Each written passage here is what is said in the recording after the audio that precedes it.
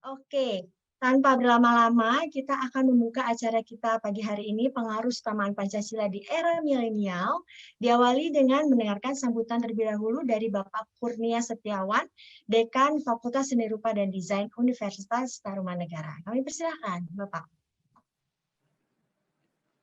Pak Kurnia. Ya, oke, ya terima kasih Ines.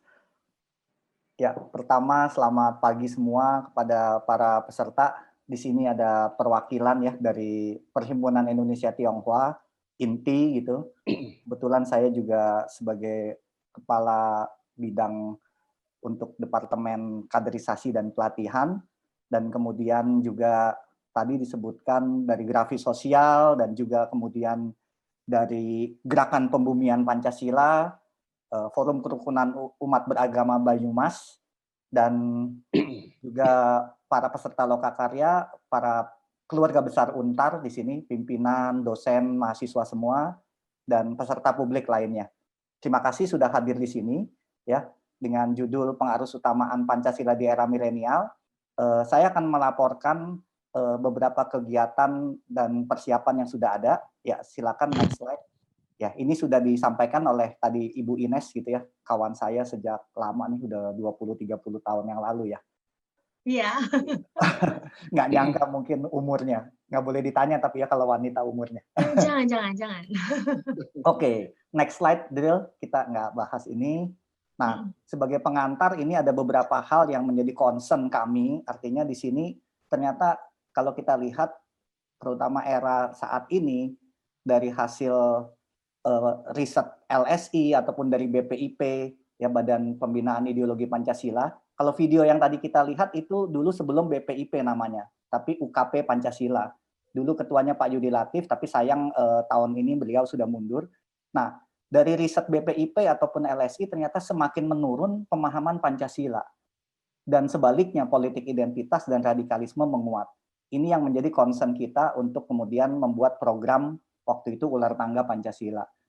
Jadi ke depan diharapkan ada metode dan media kreatif supaya bisa membantu pemahaman Pancasila, terutama di bidang di level sekolah untuk anak-anak dan remaja. Lanjut, Adril. Nah, kegiatan yang telah dilakukan oleh saya dan kawan-kawan di sini dari FSRD Untar, Grafis Sosial, INTI ataupun yang lainnya sejak 2012 sampai 2020 gitu ya. Nah, untuk tahun ini saya langsung saja, untuk tahun ini yang paling bawah karena ada kondisi COVID, maka roadshow yang tadinya direncanakan terpaksa ditunda dan kemudian lokakarya dilakukan virtual. Syukurlah lokakarya yang rencananya hanya 1 kali ternyata bisa sampai 3 kali karena banyak peminat seperti itu. Waktu itu berkat jasa Pak Joshua dari FKUB Banyumas, dia ikut acara BPIP, dia share kemudian kepada para peserta, ternyata banyak yang berminat sehingga kita adakan lokakarya lanjutan. Dan hari ini kita akan ada lomba, pameran, pemutaran video, dan diskusi Pancasila. Next. Nah, ini yang saya mau share kemudian sebagai laporan bahwa yang tadinya kita rencana hanya 1, ternyata kemudian ada 3. Ya, ini peserta lokakaryanya, gelombang 1, gelombang 2, gelombang 3. Ya. Yang rencananya hanya 5-7 daerah, ternyata kita lihat ada 17 daerah, 12 daerah, 12 daerah, ternyata sama semua ya, dari 12 daerah. Kemudian rencana aksinya kita lihat, artinya bahwa sesudah lokakarya, kita minta para peserta membuat rencana tahun 2021, sekiranya kita sudah bisa offline, mau dilaksanakan di mana dan pada bulan apa, gitu ya. Oke, lanjut, Adril. Nah, ini langsung summary-nya. Ah, ini lihat nih, peserta lokakaryanya waktu itu ternyata cukup banyak gitu ya, bahkan melebihi, awalnya kita target 30 jadi 50, target 1 gelombang jadi 3, jadi sekitar 94 kalau nggak salah, 90-an ya. Ya, next.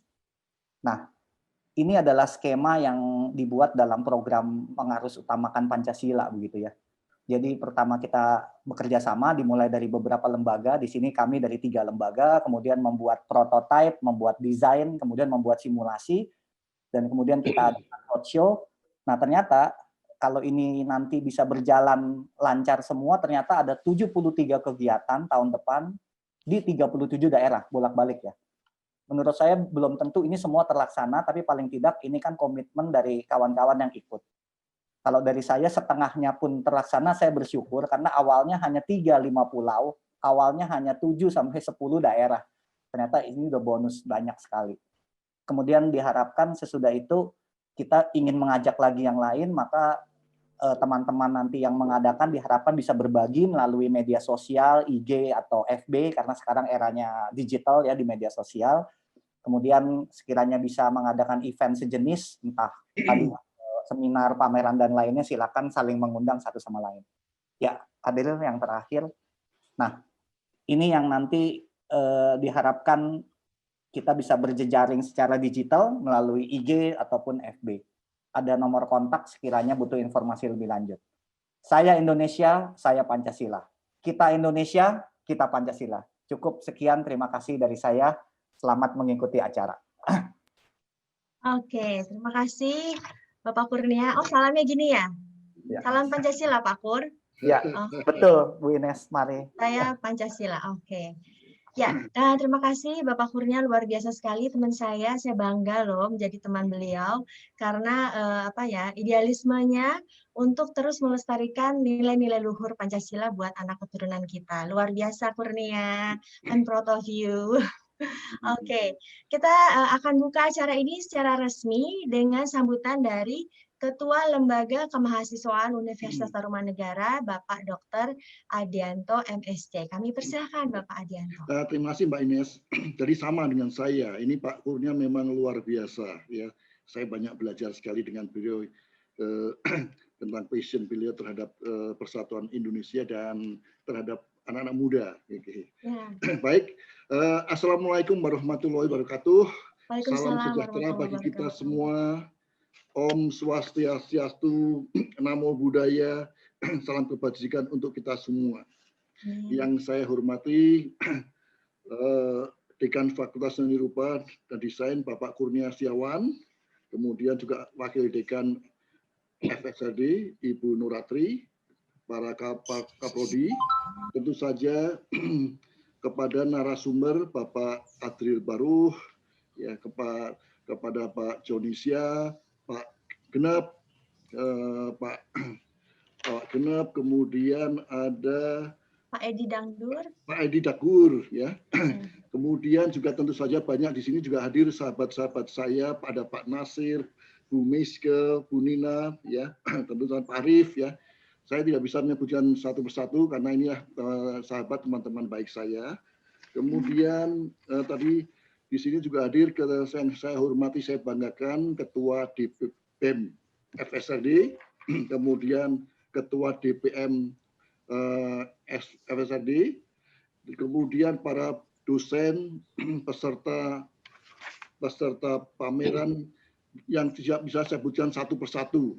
Ya, pertama kami mengucapkan terima kasih kepada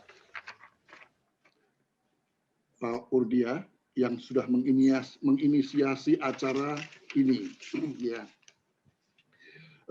Sebelumnya juga kami sampaikan salam dari Bapak Rektor, Profesor Dr. Agustinus Purnairawan, yang beliau juga sangat mengapresiasi dengan acara yang terselenggara diinisiasi oleh Pak Kurnia. Jadi beliau menyampaikan dan menyambut gembira atas diselenggarakannya acara pameran, pemutaran film, dan diskusi Pancasila Era Milenial dalam rangka menyambut Hari Sumpah Pemuda 2020. Saya sebagai Ketua Lembaga Mahasiswa dan Alumni juga mengucapkan terima kasih atas diselenggarakannya acara ini yang menurut saya sangat bagus dan selalu penting untuk selalu diselenggarakan untuk mengingatkan bahwa kita itu Indonesia, kita itu satu, dan kita itu tidak membedakan satu dengan yang lain seperti cita kita bersama. Kemudian seperti kita ketahui bersama, saat ini pemerintah Republik Indonesia di bawah pimpinan Bapak Jokowi sedang diuji dengan adanya berbagai isu radikalisme, demo yang terjadi sekarang ini, isu SARA, dan lain sebagainya. Sehingga acara yang diselenggarakan oleh Pak Kurnia ini dengan bersama teman-teman di Fakultas Seni Rupa dan Desain. Juga saya kira juga tadi ada disebutkan ada forum kerukunan umat beragama, kemudian tadi ada juga dari Persatuan Umat Tionghoa dan lain sebagainya. Ini sangat luar biasa. Kemudian apalagi sebentar lagi ini kita merayakan Hari Sumpah Pemuda ke-92, yang ke-92 pada tanggal 28 Oktober 2020. Dengan Sumpah Pemudanya, satu nusa, satu bangsa, dan satu bahasa. Maka topik acara ini sangat tepat jika dihubungkan dengan diskusi Pancasila sebagai dasar negara kita. Kami tahu Pak Kurnia sangat aktif sebagai aktivis kebangsaan yang sangat mencintai NKRI, di mana negara Indonesia mempunyai banyak sekali suku, bahasa, etnis, maka kami sangat mendukung ide-ide dari pemikiran seperti ini. Kemudian Universitas Tarumanagara dengan prinsipnya integritas, profesional, kemudian entrepreneurship, baru saja merayakan Dies Natalis yang ke-61. Kemudian pada Dies Natalis ke-60, Bapak Rektor Untar mencetuskan gagasan Untar untuk Indonesia. Maka kegiatan yang dilakukan oleh Fakultas Seni Rupa dan Desain ini bisa menjadi gambaran sumbangsih dari FSRD untuk Untar yang sesuai dengan gagasan Untar untuk Indonesia. Bapak Ibu mahasiswa yang kami cintai dan kami banggakan, kami berharap melalui diskusi ini Universitas Tarumanagara sebagai salah satu universitas swasta terbesar atau terkemuka di Indonesia yang sudah menduduki ranking nasional ke-31 di Indonesia dengan jumlah mahasiswa sekitar 15.000 yang mempunyai berbagai suku, mahasiswa yang mempunyai berbagai suku etnis yang belajar di Untar. Nah, ini akan menguatkan keindonesiaan kita. Toleransi dan memperkuat persatuan-persatuan lain bagi seluruh warga Indonesia yang belajar di Universitas Tarumanagara tanpa membedakan suku, agama, ras, atau asal-usul. Bapak Ibu yang kami hormati dan adik-adik yang mahasiswa yang kami cintai. Sekali lagi kami mengucapkan selamat atas diselenggarakan acara pameran, pemutaran film dan diskusi Pancasila era milenial sekarang ini dalam prinsip bahwa NKRI harga mati, Pancasila dasar negara kita, dan saya mengatakan bahwa acara seminar ini secara resmi dibuka. Demikian kami sampaikan, terima kasih. Terima kasih. Terima kasih Pak Adianto. Terima kasih Bapak. Terima kasih. Terima kasih Bapak Adianto atas sambutannya dan openingnya. Maka dengan demikian acara kita pagi hari ini, pameran pemutaran film dan diskusi Pancasila di era milenial, maka resmi kita buka bersama. Dan Bapak diharapkan kesediaannya juga para peserta yang sudah hadir sini. Mas Adril, kita akan foto bersama terlebih dahulu ya, Mas Adril ya. Boleh di aba-aba mungkin. Iya. Dan oh ya, ada ini juga ya, absensi ya Mas Adril ya? Absensi untuk peserta, kami persilahkan untuk mengisi Google Form-nya. Nanti ada hadiah dari, minta sama Pak Kurnia. Enggak ya?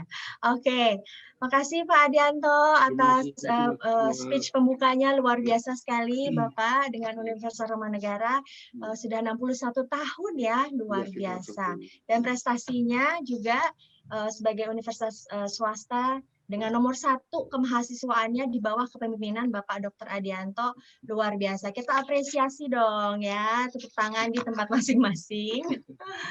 Oke, semoga terus maju ya Universitas Tarumanagara.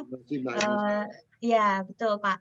Kita semangat terus nih, ada mahasiswa yang luar biasa dengan dekan seperti Pak Kurnia ya.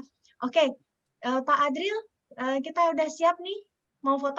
Oke, ya. Kalau begitu saya minta kerjasamanya untuk Bapak, Ibu, dan para mahasiswa-mahasiswi semua untuk menyalakan video supaya saya bisa men-screenshot. Oke. Ya. Silakan dinyalakan videonya. Video dinyalain, kerudungnya dibenerin, lipstiknya ditambahin.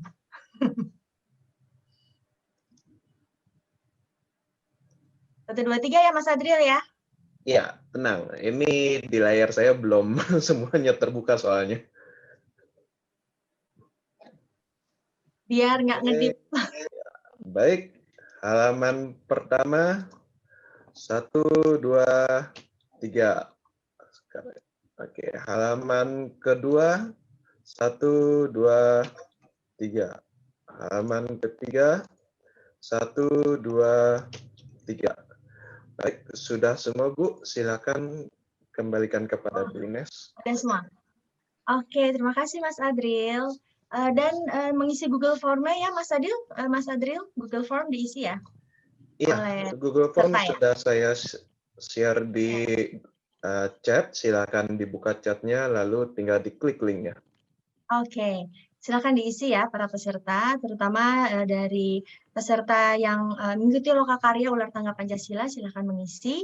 Dan selanjutnya kita akan melihat pameran virtual lomba poster Pancasila di era milenial, juga ada liputan di sana kegiatan yang sudah dilakukan penyelenggara dari 2012 sampai 2020, kegiatan mengenai Pancasila di era milenial ini apa saja, kita akan ikuti bersama. Silakan.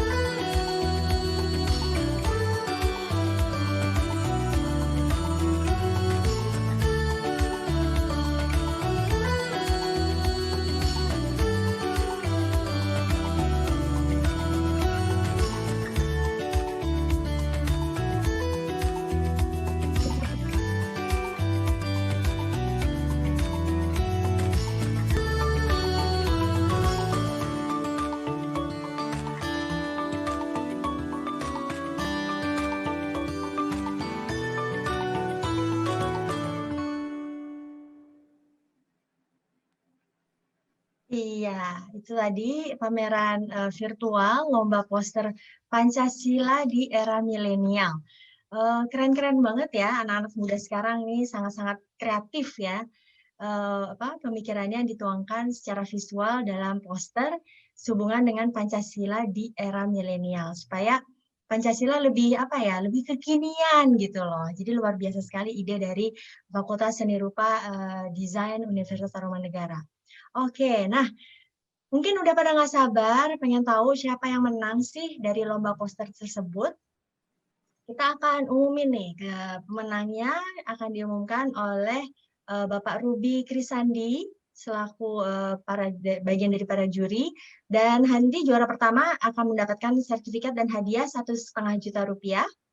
Juara duanya akan mendapatkan sertifikat dan hadiah 1 juta rupiah. Dan juara ketiga akan mendapatkan sertifikat dan hadiah 500.000 rupiah. Wah, lumayan banget ya. Lagi COVID gini, dapat hadiah.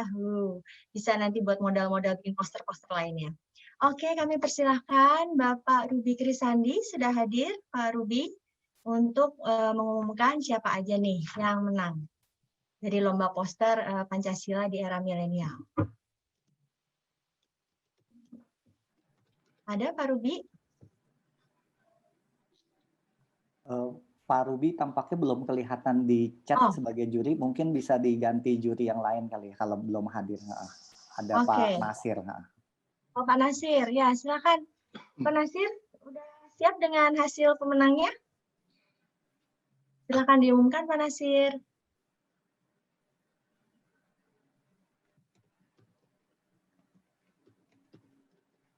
Oke, ternyata Pak Nasir. Ya, daftarnya ada di Pak Ruby, jadi saya mungkin cuma membacakan saja. Iya, terima kasih Pak Nasir.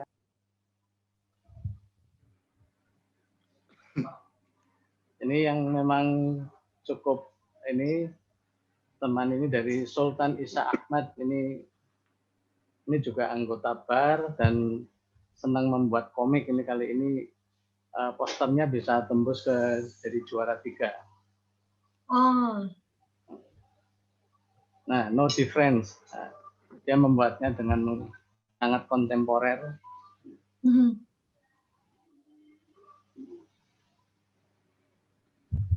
Kemudian Jesselyn Natasha Kalista.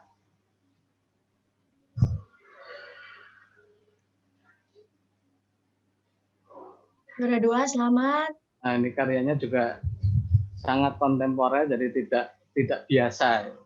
Dia sengaja membuat bidang kosong dengan beberapa titik-titik fokus. Ini menjadikan komposisinya menjadi menarik.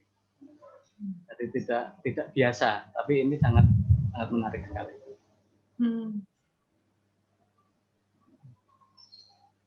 Dan Stefani,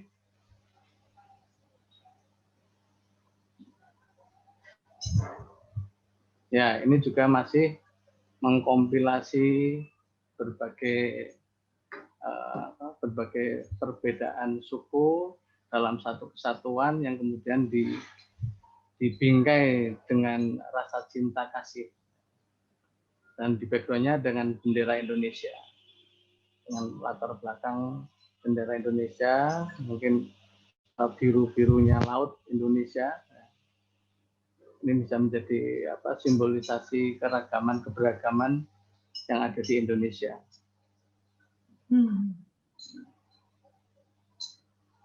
Iya. Ya, kira-kira itu yang mungkin bisa sebetulnya dalam lomba ini cukup banyak yang bagus-bagus, tapi finishingnya seringkali belum bisa menampilkan sesuatu yang istilahnya mengemasnya belum tentu pas, padahal idenya sudah bagus-bagus. Oke. Ya, terima kasih Pak Nasir sebagai salah satu juri. Terima kasih sekali. Tadi ada siapa tuh? Stefani yang juara 1 ya. Jesselyn, terus yang juara 3 siapa tadi saya lupa. Selamat untuk kalian semua, luar biasa, keren-keren posternya. Tadi istilahnya apa ya? Saya tidak terlalu tahu seni sih, kontemporer ya, keren banget. Saya sih suka yang Stefani yang terakhir itu yang hati ya, lagi musim kita kan hati-hati gini ya, kayak K-pop juga. Seperti itu. Luar biasa, keren-keren banget anak muda masa kini ide-idenya sangat kreatif, sangat visual, mereka tuh jago-jago banget ya. Oke, kita tadi sudah memberikan hadiah juga, ada hadiah atas kerja keras dan usaha dan mencari ide dari para mahasiswa tersebut. Luar biasa, tepuk tangan sekali lagi untuk mahasiswa Fakultas Seni Rupa dan Desain Universitas Tarumanegara ya. Di bawah dekannya yang luar biasa juga Pak Kurnia, anak-anaknya juga hebat. Oke, kita langsung masuk ke tayangan, kita akan melihat nih, lokakarya Ular Tangga Pancasila. Selama ini kan udah banyak dilakukan, tadi Pak Pur cerita, udah banyak wilayah yang tadi diharapkan cuma sedikit, tohnya makin berkembang, makin banyak wilayah yang minta, makin banyak sosialisasi yang sudah dilakukan, kita akan melihat seperti apa sih dokumentasi ular tangga yang sudah dilakukan selama ini ya. Kita lihat sama-sama.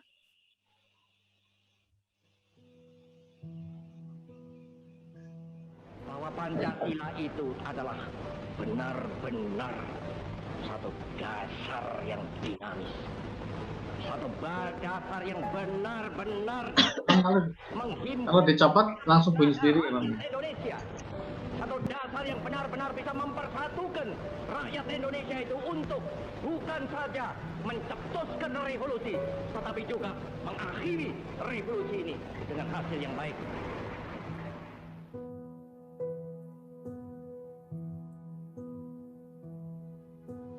Pancasila, Panca Ajimat, Trisakti harus kita pertahankan terus, malah harus kita pertumbuhkan terus. Indonesia dipastikan wilayahnya pada 18 Agustus tidak saja meliputi, tidak bicara soal etnisitas, tidak bicara soal agama, tapi para wakil-wakil itu mewakili pribadi-pribadi yang memimpikan sebuah negara baru yang disebut Indonesia.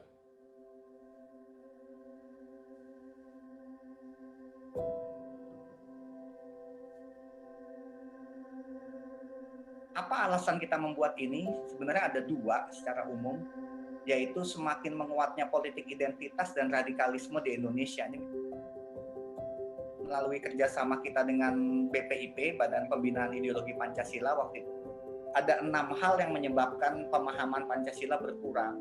Salah satunya adalah isi dan metode pembelajaran Pancasila itu kurang menarik buat siswa. Ini menjadi pemicu untuk membuat satu program bagaimana para siswa, anak-anak dan remaja tertarik atau dapat lebih memahami Pancasila dengan suasana belajar yang menyenangkan.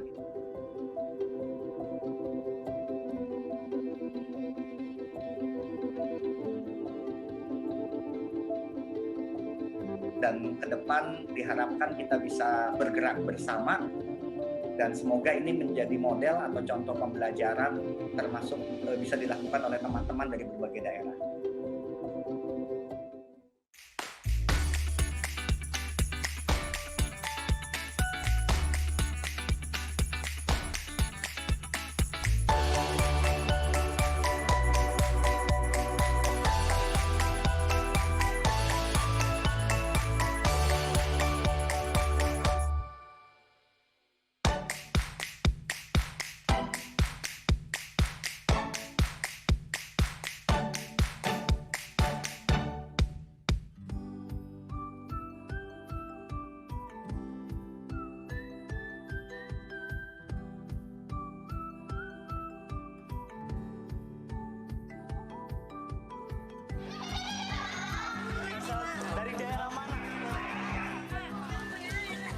Menyenangkan, belajar Pancasila dan dengan cara yang berbeda, bermain bukan dengan buku.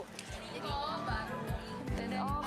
menarik banget karena kayak kan kita bisa belajar sambil bermain. Ya kayak jadi nggak bosen juga selama main, kita juga bisa dapat pelajaran-pelajaran yang kita belum tahu.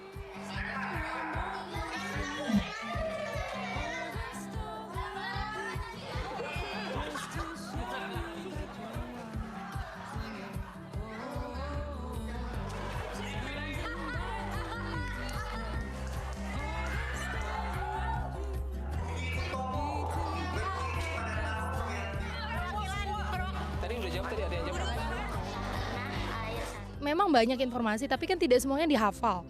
Apalagi itu pertanyaan anak-anak SD ya, itu udah lama banget. Nah, dari permainan itu aku jadi mengingat kembali dan tahu para pahlawan yang dulu itu memperjuangkan Indonesia.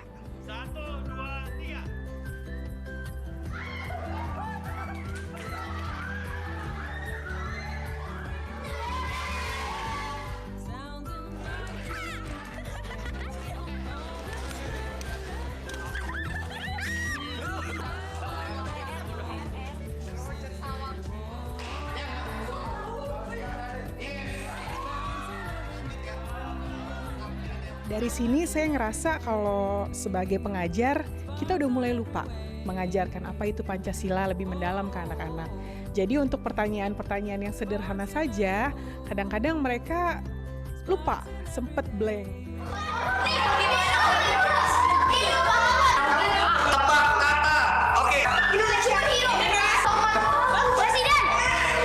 Pengenalan Pancasila itu sebaiknya jangan hanya texting atau secara definisi saja hafalan, tetapi juga dibuat menyenangkan supaya anak-anak paham dan mereka melaksanakan atau diajarkannya dengan situasi yang menyenangkan, yaitu melalui permainan.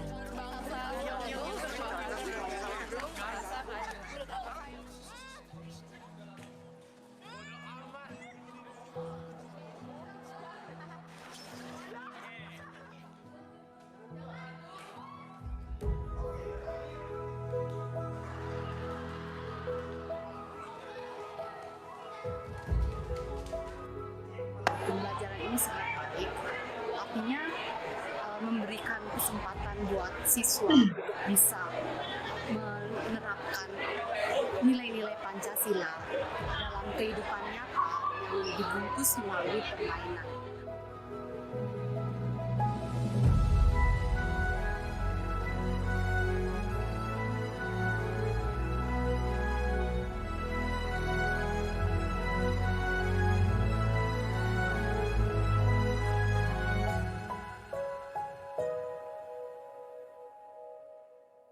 Saya rasa simulasi ini sangat bermanfaat buat anak-anak, mengajarkan sesuatu yang sudah hampir dilupakan dengan cara yang sangat menyenangkan.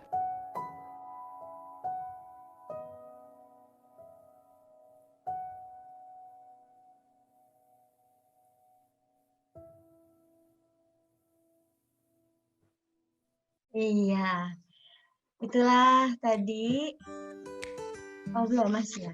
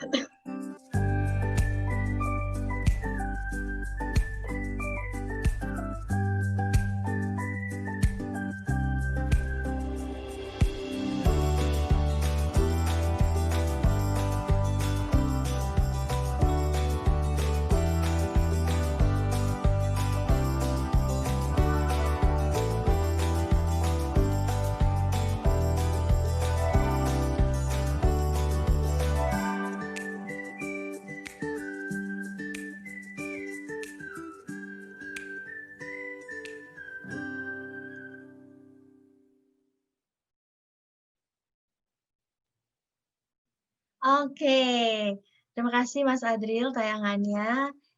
Itulah tadi kita melihat sama-sama liputan mengenai berbagai kegiatan yang sudah dilakukan untuk sosialisasi ular tangga Pancasila ya, luar biasa idenya Pak Kurnia bersama teman-teman dari Universitas Tarumanegara, jurusan Fakultas Seni Rupa dan Desain bekerjasama dengan Fakultas Psikologi tadi ya, Pak Kurnia menceritakan bahwa ular tangga ini ide yang luar biasa sekali, di mana kita mau belajar Pancasila itu kan sesuatu yang abstrak ya, gimana caranya untuk mengenalkannya pada anak-anak dan remaja, yaitu melalui sebuah permainan. Permainan yang akrab dengan kita adalah permainan ular tangga. Jadi memang secara psikologi kan kalau kita belajar, kita tahu kalau happy, insya Allah pasti ingat ya, kalau belajar dengan happy, dengan menyenangkan, dan lebih konkret untuk anak-anak usia tadi kita lihat ada SD, ada SMP ya, Pur ya, remaja-remaja seperti itu, cara pembelajarannya sangat-sangat kreatif. Jadi nggak monoton gitu ya belajar Pancasila ya. Kalau saya dulu belajarnya apa ya kita, zaman saya siapa yang seumuran? Pendidikan Moral Pancasila. Pendidikan Moral Pancasila yang masih pelajarannya itu berarti kita seumur. Oh ya Pak Joni, saya tunjuk tangan. PMP ya. Dan Pak Kurnia tadi, wah langsung jadi percobaannya itu langsung sekolahan kita dulu, yaitu Santa Teresia. Langsung aja ya, jadi kelinci percobaan ya Pak Kurnia, langsung dipraktekkan ke alma mater kita. Nah, luar biasa sekali tadi kegiatan yang dilakukan Ular Tangga Pancasila. Semoga makin banyak yang bisa bisa mempraktekannya, karena terlihatnya sangat-sangat fun. Saya juga mengundang nih guru-guru sekolah saya di BSD, Al-Azhar BSD, semoga bisa nih mempraktekkan di sekolah-sekolah. Jadi nggak bosen gitu, karena saya ngajarin anak-anak saya suka bingung, kok PPKN tuh nilainya katanya susah Bun, susah. Dari mana susahnya ya? Itu kan kayaknya sangat keseharian, terus tinggal dipraktekkan seperti itu. Tapi ya mungkin itulah menjadi tantangan kita guru dan orang tua juga mengajarkan nilai-nilai Pancasila itu gimana caranya yang kreatif, yang menyenangkan. Oke, nanti bisa di-share nih, saya share juga ke Pak Guru di lingkungan BSD dan sekitarnya ya. Oke, kita masuk ke sesi berikutnya. Kita akan diskusi mengenai Pancasila. Kalau teman-teman saya diundang Pak Kurnia nih pada bilang, aduh hari gini ngomongin Pancasila, ya Allah kayaknya heavy banget gitu. Sesuatu yang abstrak. Padahal enggak, aku bilang santai aja, kita akan bincang-bincang santai seputar Pancasila di era milenial. Karena tadi sudah banyak diceritakan ya bahwa kekhawatiran kita, Pancasila nilai luhurnya semakin banyak yang melupakan atau kurang dipraktekkan seperti itu, padahal nilai-nilainya itu bagus banget, sudah dipikirkan oleh para pendahulu pendiri bangsa kita ini. Jadi kita akan bincang-bincang nih, santai aja. Kalau ada punya pertanyaan nanti bisa ditanyakan, bisa di chat pertanyaannya apa. Oke, saya perkenalkan dulu ya pagi hari ini. Ada Pak Kurnia, udah kenal ya, udah dari tadi. Pak Kurnia Setiawan, Fakultas Dekan dari Fakultas Seni Rupa dan Desain dari Universitas Tarumanegara. Beliau akan sharing tentang metode kreatif pembelajaran Pancasila. Kita langsung aja ya Pak Pur, kita persilahkan untuk sharing tentang metode kreatif pembelajaran Pancasila. Kami persilahkan Pak Kurnia. Oke, terima kasih Bu Ines. Terima kasih Ines kali ya. Kalau dipanggil ibu jadi kaku sekali. Jadi saya ini kan diskusi, jadi saya hanya singkat saja. Sebelumnya saya menyapa, ini ada kawan saya tadi belum tersapa nih, terlewat, Ibu Aryani nih. Ini dari Dekan Fakultas FSRD Mercu Buana ya. Halo Bu Aryani Wardani. Jadi kawan saya sejak lama juga, bulan depan kita akan ada acara kolaborasi juga bersama. Nah, untuk sharing saya hanya singkat saja, saya mau share bahwa selain tadi ular tangga, sebenarnya kami juga pernah mengadakan lokakarya untuk guru-guru SD se-Jakarta, yaitu untuk mencari berbagai metode kreatif pembelajaran Pancasila. Dan ternyata syukurlah, alhamdulillah, ternyata banyak dari para guru itu, dari 25 orang, karena kalau lokakarya sebenarnya apalagi fisik cukup 25-30 ya. Jadi dari 19 sekolah, 25 orang guru perwakilan sesuai dengan jumlah yang kita targetkan, sebagian sudah mengajar dengan berbagai metode yang kreatif. Nah, dengan adanya lokakarya itu, jadi kemudian jadi saling berbagi. Dengan saling berbagi, bisa kemudian istilahnya dipraktekkan juga di sekolah yang lain, karena kita punya tujuan yang sama seperti itu. Nah, itu satu yang mau saya share.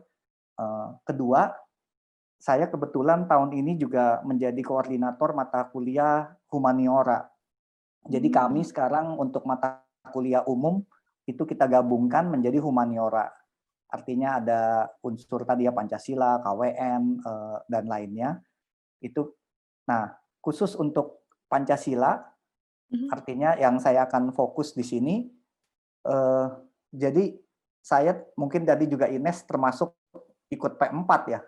Kalau humornya itu P4 tuh pantat pegel, pinggang panas gitu ya. Kalau mau masuk kuliah itu seminggu harus ditatar gitu ya. Seminggu 36 jam harus duduk dalam kelas mendengarkan Pancasila selama 5 hari. Dan itu terus terang membosankan. Nah, kenapa saya dan teman-teman grafis sosial waktu itu ingin mengangkat kembali Pancasila tahun 2012? Karena meskipun dulu kami punya pandangan kadang-kala, ini bosan nih Pancasila gitu ya. Tapi ternyata kalau kita gali kan bukan masalah Pancasilanya yang keliru, mungkin metodenya nggak menarik. Kedua, apalagi tadi ada ancaman-ancaman kelompok-kelompok yang malah ingin mengganti ideologi gitu ya, seperti itu. Nah, untuk mata kuliah MKU, ini mungkin bisa dipraktekkan juga di teman-teman yang lain. Saya dan teman-teman mempraktekkan metode PBL, yaitu Project Based Learning. Nah, dengan Project Based Learning ternyata cukup materi utama, anggap dipadatkan jadi dua pertemuan sebelum UTS. Nah, jadi 2 pertemuan sebelum UTS kita rumuskan materinya apa saja yang diperlukan. Kemudian sisanya kita buat project dengan mahasiswa. Contohnya ya poster lomba ini. Artinya mahasiswa dengan metode PBL kan merumuskan project yang ingin dibuat, kemudian membuat time frame-nya, kemudian memamerkannya, dan kemudian diadakan assessment atau penilaian. Nah, melalui pembuatan proyek, mahasiswa belajar tentang konten-konten yang kita inginkan, yaitu misalkan tentang toleransi, tentang keadilan, tentang Indonesia. Tetapi bukan dari lecturer gitu ya, bukan dari telling. Artinya justru ketika mereka memilih konten, nanti dalam prosesnya 3-4 pertemuan kita dampingi, yaitu mereka ada mencari data, kemudian merumuskan ide kreatif, sampai akhirnya membuat proyeknya. Nah, jadi di awal ada briefing, sesudah itu ada proses untuk menggali data, merumuskan dan membuat proyek, sampai akhirnya membuat karya atau mempresentasikan. Nah, metode ini saya harap, atau kami ya berharap dengan ini mahasiswa bisa lebih menarik belajar MKU, dan menggali sendiri, dan pembelajaran menjadi milik mereka gitu ya, dengan melibatkan. Artinya 2 hal itu yang saya ingin sharing. Nah, yang terakhir adalah saya mengajak teman-teman semua tadi untuk kita bersama mengeksplorasi, bersama berbagi, sehingga terutama kalau dalam konteks di sini Pancasila semakin dapat dipahami, semakin diarus utamakan gitu ya. Karena bingung orang, arus utama apa sih, pengarus utamaan? Jadi ada beberapa yang tanya, saya informasikan kami dapat ini dari Pak Yudi Latif BPIP, bahwa pengarus utamaan Pancasila, yaitu menjadikan Pancasila sebagai arus utama, sebagai mainstream di Indonesia. Kalau dulu istilahnya mungkin sosialisasi dan penghayatan gitu ya bahasanya. Nah, jadi yang terakhir yang saya mau ajak itu teman-teman silakan mengolah kreativitas untuk menggunakan berbagai metode dan media supaya Pancasila semakin menjadi arus utama di masyarakat. Cukup dari saya, Ines. Makasih. Nanti tanya jawab saja. Oke, terima kasih Kurnia atas sharingnya dan berbagai idenya supaya pembelajaran Pancasila tidak monoton gitu ya, lebih kreatif, lebih seru. Dan tentunya pembicara kita kedua ini Bapak Gregorius Genep Sukendro dari Grafis Sosial. Akan sharing tentang proyek Pancasila Grafis Sosial. Beliau ini juga pengajar di Vkom Universitas Tarumanegara juga. Dan katanya dia fans musik metal dan juga hobi goes seperti saya, hobi sepeda ya. Memang lagi tren saat ini. Oke, kami persilahkan Bapak Gregorius Genep Sukendro. Terima kasih Bunda Ines, teman bersepeda. Terima kasih untuk Pak Kurnia, FSHD, dan teman-teman. Selamat siang. Tadi sudah disampaikan, saya mematikan ini dulu, video dulu supaya sinyalnya lebih cepat. tadi sudah disampaikan bahwa pengarus utamaan gitu, kalau itu sebagai arus utama, di sini saya sebagai gelombangnya saja gitu, grafis sosial. Saya hanya akan menyampaikan beberapa cerita gitu, di mana grafis sosial punya proyek, punya peranan waktu itu membuat satu buku tentang Pancasila. Nah, oke, berikutnya next. Oke, kenapa kami buat buku komik grafis gitu? Sebenarnya ini diawali dengan bukan kegelisahan, tapi ini satu hal yang kami lihat di lapangan gitu, bahwa buku-buku Pancasila, kalau kita lihat buku-buku Pancasila semua sangat teks gitu, semua sangat berat, kurang menarik bagi teman-teman muda gitu. Ini kami dari grafis sosial meriset buku-buku yang ada, dan kami waktu itu belum kepikiran untuk membuat satu komik. Kami pelajari semua buku-buku yang ada, dan kami mempunyai kesimpulan bahwa buku-buku Pancasila yang beredar, buku-buku Pancasila yang ditawarkan, itu semua sangat textbook, semua sangat membuat berat gitu, tidak asik untuk diikuti bagi teman-teman muda gitu. Padahal isinya sangat menarik gitu. Itu yang dimana kami di situ mulai berpikir, mulai membuat konsepnya dari sebuah buku yang sangat textbook ini. Kami mulai berpikir, nah apa yang harus kami lakukan? Nah, grafis sosial mulai mencoba memikirkan, karena kami punya kebiasaan, punya tradisi adalah bermain di ranah visual gitu, budaya-budaya visual. Dan ini selanjutnya, next. Nah, dari situlah lahir buku komik grafis Pancasila. Nah, di sini buku Pancasila yang relevan di remaja di zamannya. Kenapa di zamannya? Karena mungkin sudah kurang relevan lagi di zaman sekarang. Ini karena ini sekitar 3-5 tahun yang lalu gitu. Nah, kami membuat itu. Kami mencoba mendekatkan Pancasila dengan selera anak muda, selera remaja di zamannya gitu. Mulai dari visual covernya gitu, dan isinya juga di situ kami coba bermain-main masih dalam konteks Pancasila, karena tetap semua bicara tentang Pancasila, tapi kami mencoba kolaborasikan, ada teks puisi, ada lirik lagu, ada foto-foto tentang Pancasila yang menarik gitu, dan juga ada komik gitu ya, ada komik di dalamnya yang bercerita setiap sila pertama, komiknya seperti apa, sila kedua komiknya seperti apa, sampai sila kelima. Itu yang kami coba tawarkan dalam buku tersebut. Nah, bukunya seperti apa, mungkin bagi teman-teman di sini, bagi Bapak Ibu atau teman-teman remaja bisa nanti menanyakan ke Pak Kurnia kalau ingin mendapatkan buku Pancasila ini. Gitu. Nah, itu kami mencoba benar-benar kami selaraskan, coba benar-benar kami selerakan ke teman-teman muda di 2, 3, 4, 5 tahun yang lalu. Mungkin teman-teman muda sekarang bisa membuat lebih kekinian lagi. Gitu. Oke, berikutnya. Next.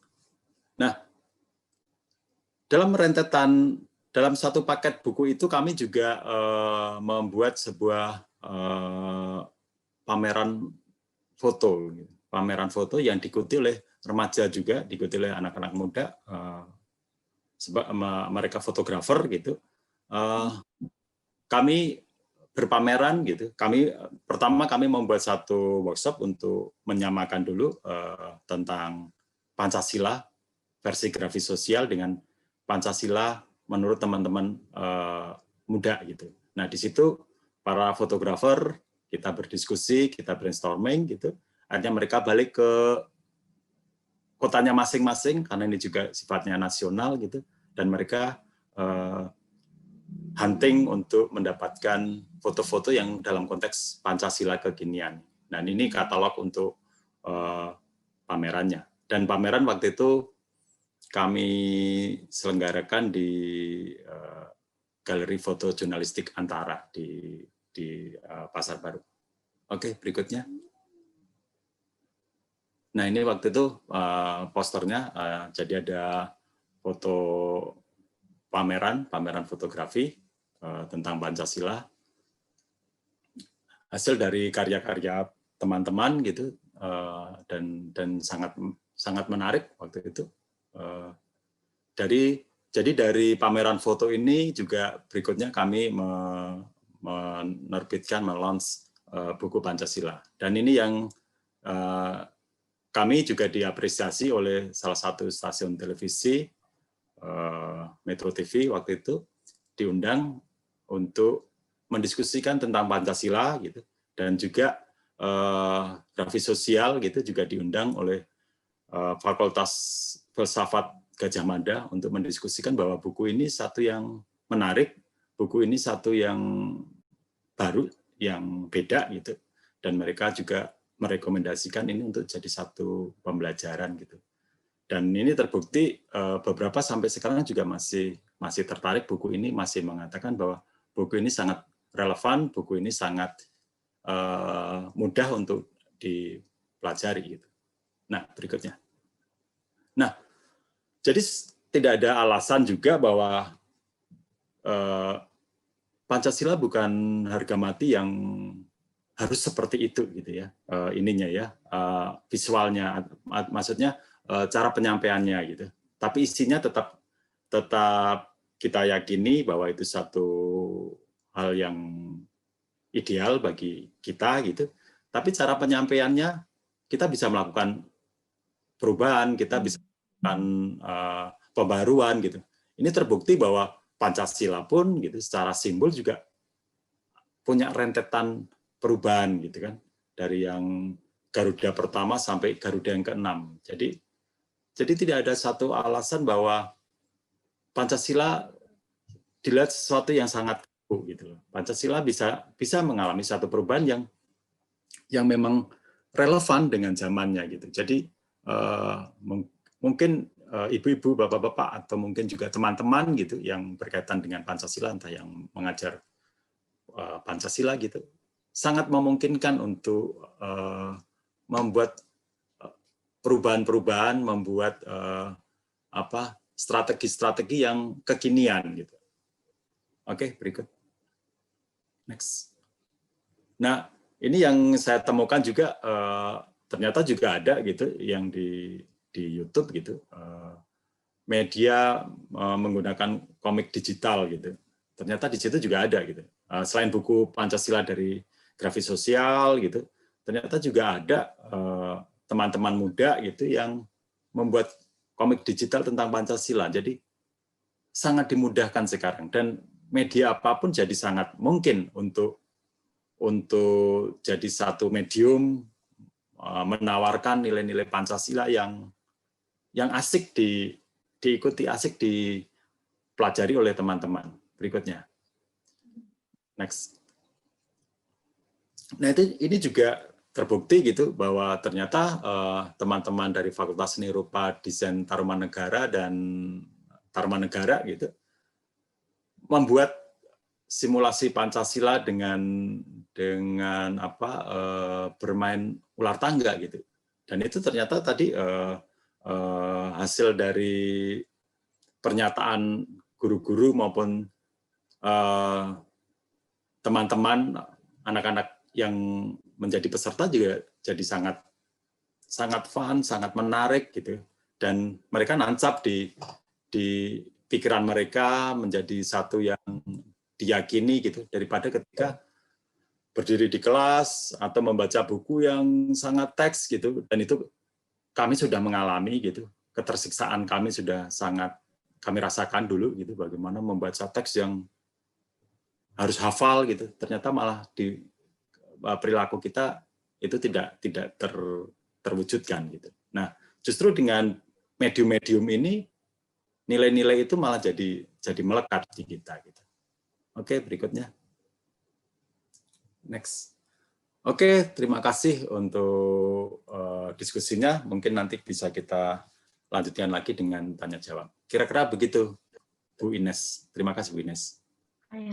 Terima kasih Bapak Greg Genep Sukendro atas penjelasannya dari grafis sosial yang mencoba mencari seperti Pak Kurnia tadi bilang ya, cara-cara kreatif untuk mengenalkan nilai-nilai luhur Pancasila, tapi dengan penyampaiannya tuh nggak harus yang begitu aja kayak zaman kita SD.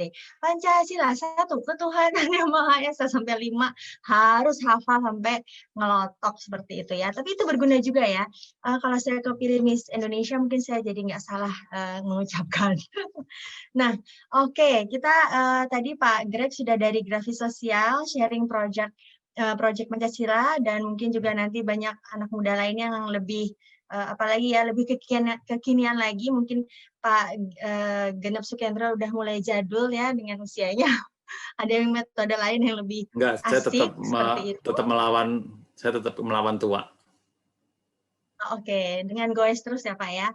Oke, nah kita berharap ada bibit-bibit lain nih, nanti ada kaderisasi pengganti Pak Kurnia, pengganti Pak Greg Genep Sukendro untuk melestarikan nilai luhur Pancasila. Nah, berikutnya pembicara kita yaitu Bapak Jonisi ya, nih jauh-jauh dari Sumatera Utara, dari Medan. Wow, jauh banget ya Pak ya. Di sini kita udah pada kangen kuliner Medan nih. Beliau adalah Wakil Sekretaris Inti Sumatera Utara. Nah, dan beliau juga Certified Professional Coach. Dan nanti beliau ini akan sharing kegiatan API atau Agen Perubahan Pancasila beserta pengalamannya nih berkegiatan di Sumatera Utara apa aja. Silakan Bapak Jonisia. Baik, terima kasih Kak Ines gitu ya. Biar lebih milenial kan kita ya. Kalau tadi Pak Genep kan melawan tua ya. Kita stay muda, stay milenial. Walaupun kalau tadi bicara stay young ya, kalau bicara P4 kita juga mengalami, bicara PMP kita juga mengalami ya, seminggu itu ya, sampai harus pakai itu tusuk gigi untuk lebarin matanya waktu P4 gitu ya. Ini apa nih kan? Baik, terima kasih kepada keluarga besar Untar melalui Bangkur sudah memberikan kesempatan kepada Joni untuk ikut serta dalam sesi diskusi pada hari ini luar biasa. Sekaligus kita juga saya kira bukan kita mengajar tapi kita juga berbagi atau sharing saja. Sekaligus Joni juga belajar di sini bersama para narasumber lain, ada Bang Edi, Bang Kur sendiri, kemudian ada Bang Genem, kemudian kita ya bertemu kembali dengan idola kita Kakak Ines. Mungkin silakan kita lanjutkan ke slide berikutnya, Bro. Ya, sekedar kita remind kembali apa yang pernah diutarakan oleh Bung Karno, founding father kita. Oh, ini kayaknya nggak dimatikan itunya ya, otomatisnya ya, Bro ya. Nah, isi dari jiwa bangsa Indonesia yang telah turun-temurun dan sudah berabad-abad lamanya terpendam, lamanya bahwa ada di dalam kebudayaan kita sendiri, dan itu sudah menjadi kebudayaan yang turun-menurun, kebiasaan yang sudah dipraktekkan turun-menurun, bukan sebagai falsafah bangsa itu sendiri, tetapi sebagai falsafah daripada kepribadian bangsa, kepribadian masyarakat Indonesia sendiri yang ada di dalam Pancasila. Nah, kalau kita berbicara tentang pengarus utamaan Pancasila di era milenial, seperti tadi yang dikatakan Bang Pur, bahwa ini adalah ular tangga Pancasila adalah salah satu metode yang diterapkan untuk topik Pancasila, supaya kita bagaimana upaya kita, ikhtiar kita secara sistematis, secara bermetode yang tersusun rapi, terstruktur, itu kita implankan nilai-nilainya ya, 45 butir tadi Pancasila kalau kita hafal, bagaimana kita implankan 45 butir itu ke dalam pola pikir ke dalam pikiran adik-adik kita dari kecil supaya ini bisa menjadi kristal di dalam karakter ketika dia dewasa nanti. Nah, Pancasila ini bisa kita bawa sebagai sebagai jiwa bangsa, pribadian bangsa. Jadi istilahnya banyak gitu ya. Dan cita-cita dan tujuan bangsa Indonesia juga di situ sebagainya. Next mungkin, Bro. Kemudian kalau kita ingat kembali semangat awal atau inspirasi awal dari Bung Karno itu adalah Kitab Sutasoma yang istilahnya adalah Pancasila Karama. Dan inilah yang kita pegang sebenarnya sebagai kerucut daripada Pancasila itu sendiri. Apa nilai semangat awal Pancasila itu adalah kita tidak saling untuk menyakiti, kita tidak saling untuk tidak mengambil barang yang bukan diberikan, dalam istilah kita untuk menghindari korupsi, kemudian berperilaku aseksual, kemudian kita tidak berkata bohong, atau kemudian kita tidak terjerumus di dalam mabuk-mabukan ataupun barang-barang yang nafsa gitu ya. Next, ini semangat awal ya. Nah, kemudian menurut pemikiran Bung Karno juga bahwa Pancasila itu dapat dikerucutkan lagi menjadi gotong royong, dan ini adalah local wisdomnya bangsa Indonesia yang kita terapkan sudah sejak nenek moyang kita, dan inilah yang saya yakin juga sudah berkurang dengan segala disadvantage dan advantage-nya kan gitu ya yang ada terjadi di masyarakat pada saat ini, apalagi mungkin di milenialnya saya tidak berani mengatakan ini berkurang, tetapi mungkin mereka punya karakter yang berbeda-beda. Milenial itu mungkin bosanan ya. Bagaimana tadi kita harus menerapkan 45 butir itu ke dalam pola pikir milenial yang bosanan, kemudian suka berganti-ganti gaya. Mereka adalah orang-orang yang bagaimana bisa beradaptasi di satu komunitas mereka berbeda, kemudian di komunitas lain mereka berbeda. Dapat dikatakan sepertinya adalah ciri-ciri bunglon, tetapi tidak hilang karakter Pancasilanya. Saya yakin seperti itu. Nah, next.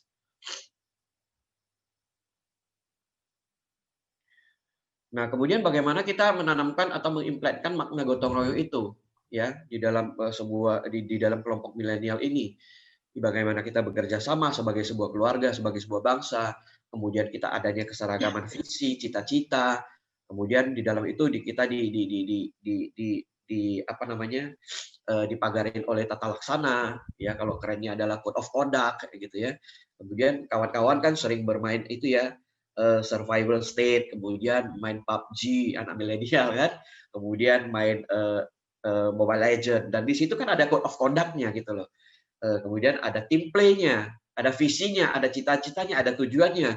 Kemudian ada tugas dan tanggung jawab yang setara, ya dikelola secara profesional dan proporsional. Saya yakin ini adalah implementasi daripada sila keempat dan sila kelima. Kemudian next.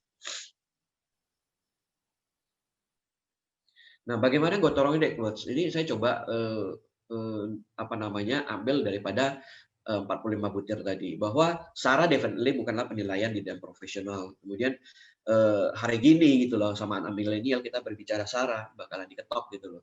Mendingan kita bicara PUBG gitu kan. Nah, Pancasila harga mati dan final, kita tidak usah merubah lagi, kita tidak perlu merubah. Pancasila itu kalau menurut Pak Mahfud itu adalah sebuah wujud prismatik. Kalau menurut saya itu adalah sebuah bentuk diamond yang terbalik. Nah, diamond ini adalah karakter bangsa Indonesia, bernilai dimanapun dia berada, bertahan dimanapun dia berada.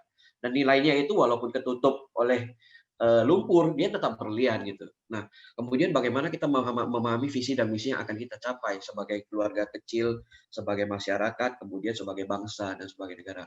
Nah, peningkatan kompetensi berbasis pengetahuan, keterampilan dan sikap adalah wajib pada saat ini. Kemudian peningkatan kreativitas, kemudian komunikasi efisien dan efektif. Bagaimana kita berbicara dengan atas, bicara gaya ke atas dan gaya ke bawah. Kemudian kebersamaan di dalam decision making, kita ambil keputusan secara bersama, ya. Kemudian yang kita katakan kebijaksanaan, ya, kebijaksanaan dalam permusyawaratan berperwakilan sila keempat tadi, kerakyatan, yang dimana saya kira ada beberapa keliruan di dalam buku-buku yang pernah diterbitkan, hilangnya kata bijaksana tadi. Nah, kemudian yang ke-8 adalah tanggung jawab kita secara proporsional. Bagaimana milenial itu mengambil keputusan dan mengambil tanggung jawab yang telah dia putuskan. Next.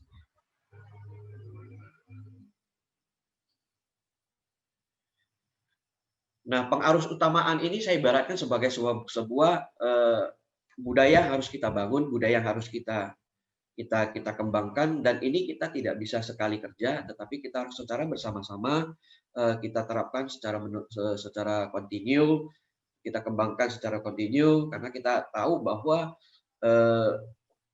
milenial itu tadi kembali lagi mereka adalah karakter-karakter yang punya bosanan gitu loh, bisa cepat ini mau ganti gitu ya.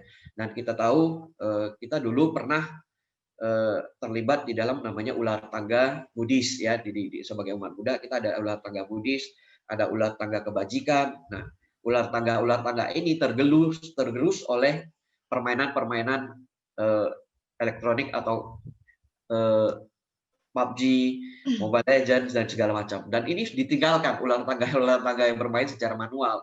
Dan saya yakin nanti Bang Pur dan teman-teman bisa mengupgrade-nya ke yang sistem mobile ataupun berbasis Android maupun iOS gitu loh. Dan berbicara budaya adalah tentang bagaimana orang berperilaku, bukan bagaimana kita mendefinisikannya di atas kertas. Next. Dan saya kira terima kasih, amanai, dan thank you. Xie. Salam Pancasila. Ya, terima kasih. Kak Ines, Bang. Ya, terima kasih Pak Jonisya. Saya Indonesia, saya Pancasila ya Pak Jonisya ya. Oke. Dan saya Jawara, Kak. Ada Jawara lagi yang ingin kemarin kita dan saya cetuskan bersama kawan-kawan ada istilah Jawara. Saya Pancasila, kemudian saya Indonesia, kemudian kita generasi Jawara. Jawara itu ada kepanjangannya, Kak. Generasi Jawara, generasi milenial itu adalah generasi yang joyful, generasi yang adaptable, generasi yang wisdom, generasi yang accountable, generasi yang reliable, dan generasi yang adventurous. Ya, bermain ural tangga. Oh, oke. Ya, generasi Jawara ya. Luar biasa. Dan tadi bukunya sudah ditunjukkan sama Pak Genem, itu buku yang luar biasa nih, Kak. Ini tetap jadi pegangan saya dimanapun berada. Ini kemarin ada dua, kemarin saya titipkan ke dosen juga satu dan masih belum balik. Nanti kalau ada boleh lagi dibagikan ke teman-teman gitu. Thank you, Kak. Itu aja. Salam Pancasila. Oh iya. Ya, salam Pancasila Pak Jonisya. Terima kasih uraiannya. Cukup gamblang ya. Saya rasa sih teman-teman di sini saya juga mulai mengerti nih Pancasila. Tadi yang saya berkesan ada berbudaya itu adalah berperilaku. Jadi tidak hanya hitam di atas putih, tidak hanya hafalan, tapi dipraktekkan dalam keseharian kita. Dan mungkin memang sekarang semakin sulit di mana ya keadaan kita memang sedikit diacak-acak oleh politik ya, seperti itu. Jadi tadinya kita yang waktu kecil kita nggak pernah mikirin apa sukumu, apa agamamu, kita hanya berteman. Tapi sekarang kita harus terus mengingatkan pada anak-anak kita bahwa kita sama-sama satu bangsa, bangsa yang besar, yaitu bangsa Indonesia. Itu perlu kita ingatkan terus pada anak-anak kita. Oke, dan selanjutnya kita akan melanjut ke Bapak Edi Dangdur, narasumber yang terakhir nih. Pak Edi Dangdur adalah Sekretaris Dewan Pengawas Gerakan Pembumian Pancasila. Sehari-hari beliau adalah advokat atau pengacara dan juga dosen di Fakultas Hukum Universitas Unika Atmajaya. Nah, Pak Edi Dangdur akan sharing nih tentang pembumian Pancasila. Kenapa pembumian, Pak? Memang Pancasila selama ini diawang-awang kah? Seperti itu. Kita akan dengarkan uraian dari Pak Edi Dangdur. Silakan Pak Edi. Ya, terima kasih Mbak Ines atau Nona Ines. Terima kasih teman-teman semua. Ketika tadi Pak Kurnia cerita ular tangga, saya teringat masa-masa saya SMP tahun 80 awal. Kalau di asrama itu malam-malam sebelum tidur ada waktu untuk rekreasi dan kami bermain ular tangga.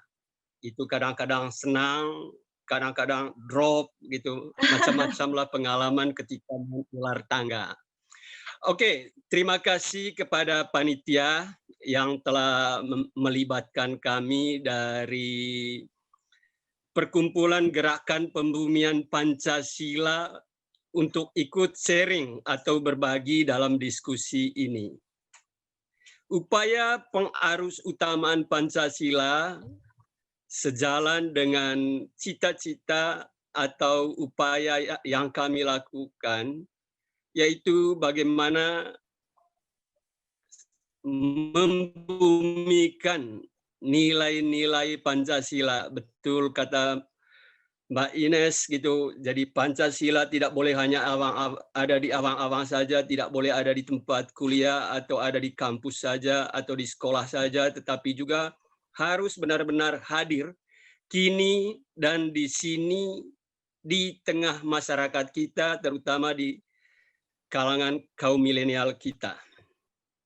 Semangat membumikan atau mengarusutamakan Pancasila didasari pada kesadaran bersama bahwa Pancasila merupakan dasar negara yang dapat mempersatukan, tapi sekaligus dapat menjadi bintang pembimbing. Jadi ada bintang yang mengarahkan kita atau memberi kita arah kemana kita hidup berbangsa dan bernegara. Oleh karena itu, kaum milenial kita diharapkan punya kesadaran yang sama. Tidak hanya kesadaran yang sama, tapi mereka juga harus punya kemauan yang sama. Dan kalau sudah punya kemauan yang sama, harus punya kesediaan yang sama untuk melaksanakan nilai-nilai Pancasila agar bumi Indonesia ini semakin beradab dan layak dihuni. Apa saja nilai-nilai Pancasila yang perlu menjadi arus utama atau perlu dibumikan? Pertama, dari sila Pancasila yang pertama itu soal ketuhanan.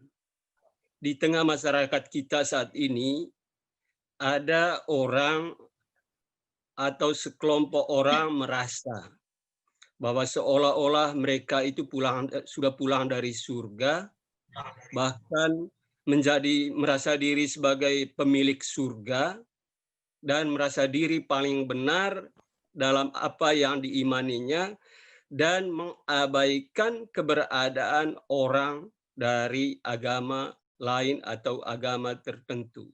Padahal nilai yang harus dikembangkan dari sila pertama ini adalah nilai toleran. Mengapa harus toleran? Karena sejak awal ada kesadaran bersama bahwa di Indonesia ini tidak hanya satu agama, tetapi banyak agama. Kemudian dari sila kedua soal kemanusiaan yang adil dan beradab. Dalam atau di tengah masyarakat kita itu sudah tergerus oleh sikap cuek, merasa diri paling benar, dan meremehkan yang lain.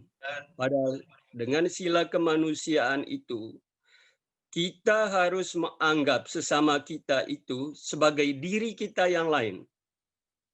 Kemanusiaan harus bisa menanamkan kesadaran bahwa sesamaku adalah diriku yang lain. Oleh karena itu, kalau saya tidak ingin disakiti, maka saya juga tidak boleh menyakiti yang lain.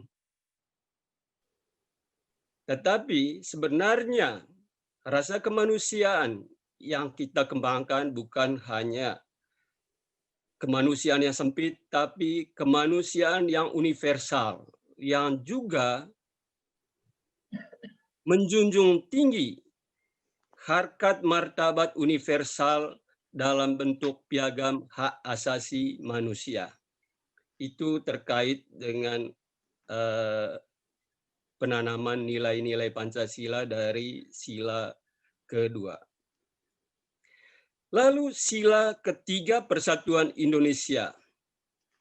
Kita harus punya kesadaran yang sama bahwa kita adalah bangsa Indonesia, bangsa yang satu, walaupun kita punya keragaman suku, agama, ras.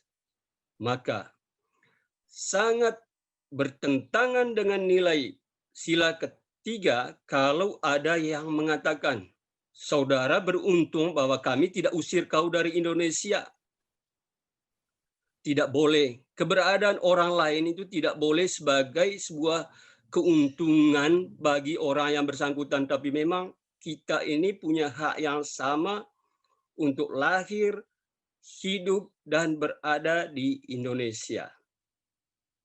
Lalu yang keempat, sila kerakyatan. Sila kerakyatan ini berbicara sebuah nilai bagaimana kita bertemu atau cara kita bertemu dan cara kita berbicara di dalam pertemuan itu. Maka tidak ada orang atau kelompok orang yang bisa memaksakan kehendaknya seolah-olah pendapatnya itu yang paling baik. Tetapi mari kita bermusyawarah untuk mendapatkan sebuah mufakat yang bulat, yang terbaik bagi orang kebanyakan.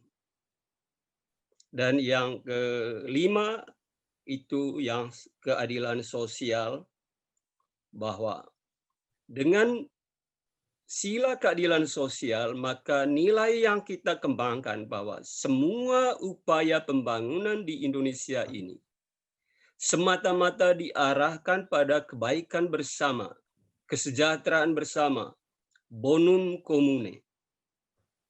Maka kita punya cita-cita yang sama agar kita cukup pangan, cukup sandang, cukup perumahan atau cukup papan.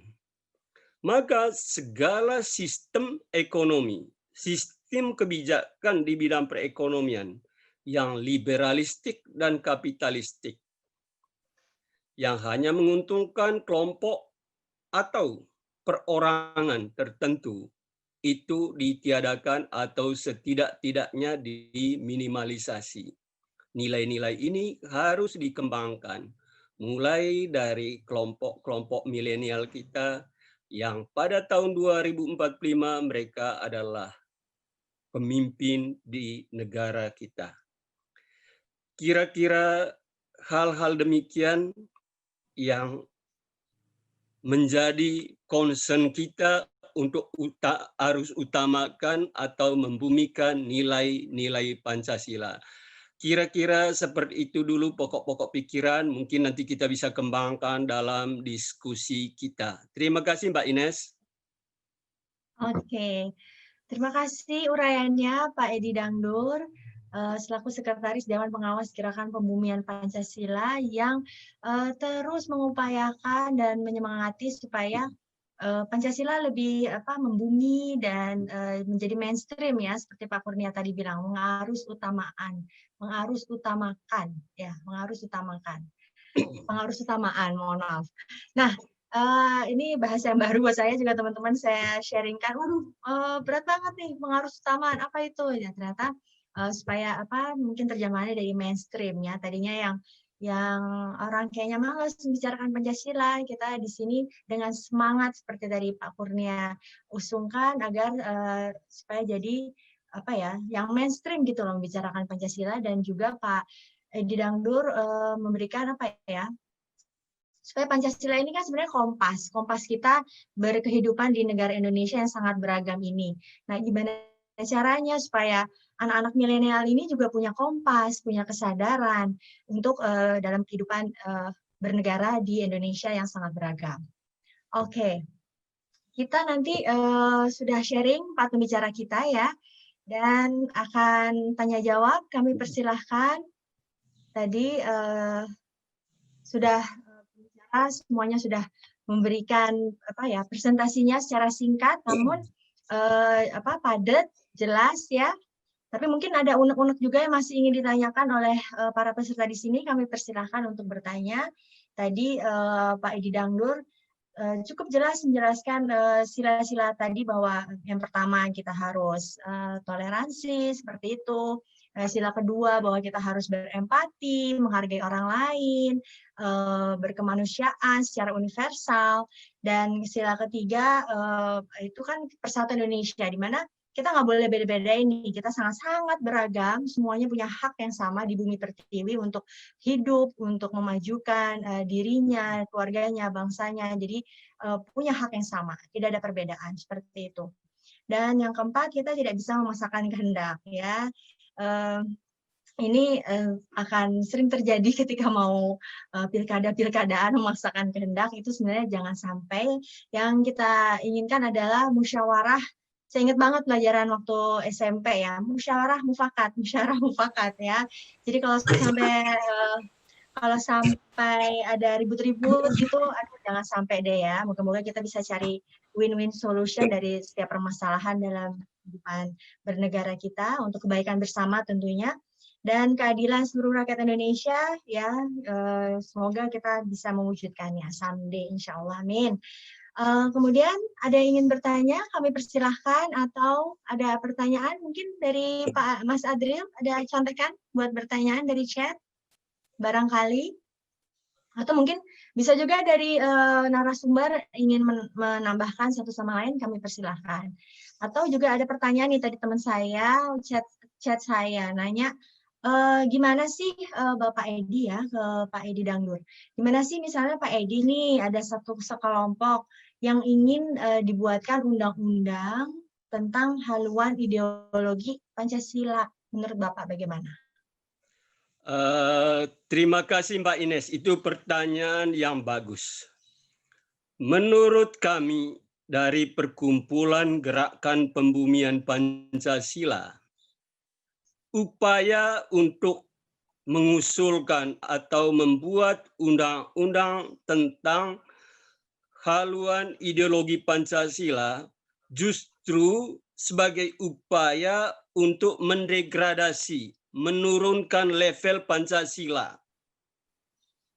Seolah-olah dia bukan sebagai dasar negara atau seolah-olah kedudukannya sejajar dengan yang lain-lainnya. Padahal Pancasila itu harus berada di atas, harus paling tinggi, karena dia menjadi jiwa dan sumber dari segala peraturan perundang-undangan di Republik ini.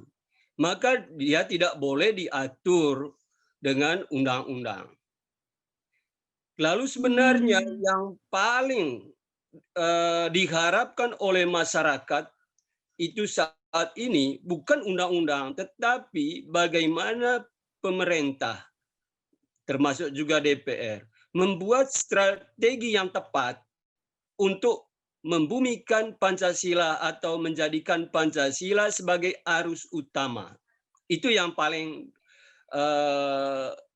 urgent untuk dilakukan.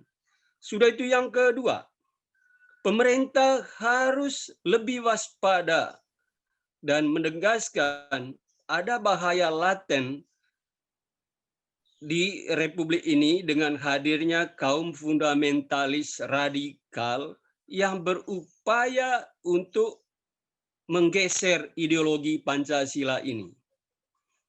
Lalu yang ketiga, kalau ada upaya dari orang atau kelompok tertentu untuk mengganti ideologi Pancasila, maka pemerintah harus bersikap tegas. Bila perlu orang itu dikeluarkan dari Indonesia. Karena Indonesia tanpa Pancasila ya bukan Indonesia. Maka orang yang tidak menginginkan Pancasila ada di Republik ini ya lebih baik dia yang dikeluarkan dari Republik Indonesia. Demikian Mbak Ines. Oke. Terima kasih Pak Edi Dangdur atas penjelasannya. Saya jadi ya, silakan kalau mau bertanya bisa di chat, melalui chat ya para peserta. Oh, nggak bisa langsung ya? Nggak bisa langsung? Boleh langsung Pak Adril, Papa di chat. Mau boleh langsung? Ya, boleh. Boleh nih Pak, langsung aja. Ya, saya nggak usah buka anunya ya, videonya. Karena akan berpengaruh dengan audio saya, suara saya nantinya. Jadi saya Iriani dari Perempuan Peduli Pancasila, Persatuan Perempuan Peduli Pancasila. Saya melihat begini bahwa kalau untuk metode tingkat mahasiswa itu sebenarnya bisa dalam bentuk analisa sepanjang dalam bentuk tulisan aja analisa sepanjang tidak keluar dari konteks substansi Pancasila kelima itu gitu. Tinggal dikembangkan aja. Kemudian kalau untuk dalam bentuk gambar-gambar visual itu sebenarnya lebih tepat pada anak-anak SD, SMP gitu. Lebih mudah dicerna metodologinya, lebih mudah dicerna dan lebih cepat dipahami gitu ya. Dan sebenarnya di tingkat PAUD pun juga sebenarnya kita sudah seharusnya mengajarkan itu sehingga dia memahami ideologi bangsa ini yaitu Pancasila gitu, mulai tingkat PAUD sampai dengan mahasiswa gitu. Kemudian ada yang ingin mengganti Pancasila seperti yang dikemukakan tadi Bapak gitu. Sebenarnya yang dari semua kelompok kayaknya itu bisa ada. Aceh Merdeka juga gerakannya begitu gitu, merondong Pancasila. Papua Merdeka bukan cuma Islam yang ekstremis gitu, Islam radikal, tapi juga itu juga ada di kelompok-kelompok Kristen yang radikal gitu ya.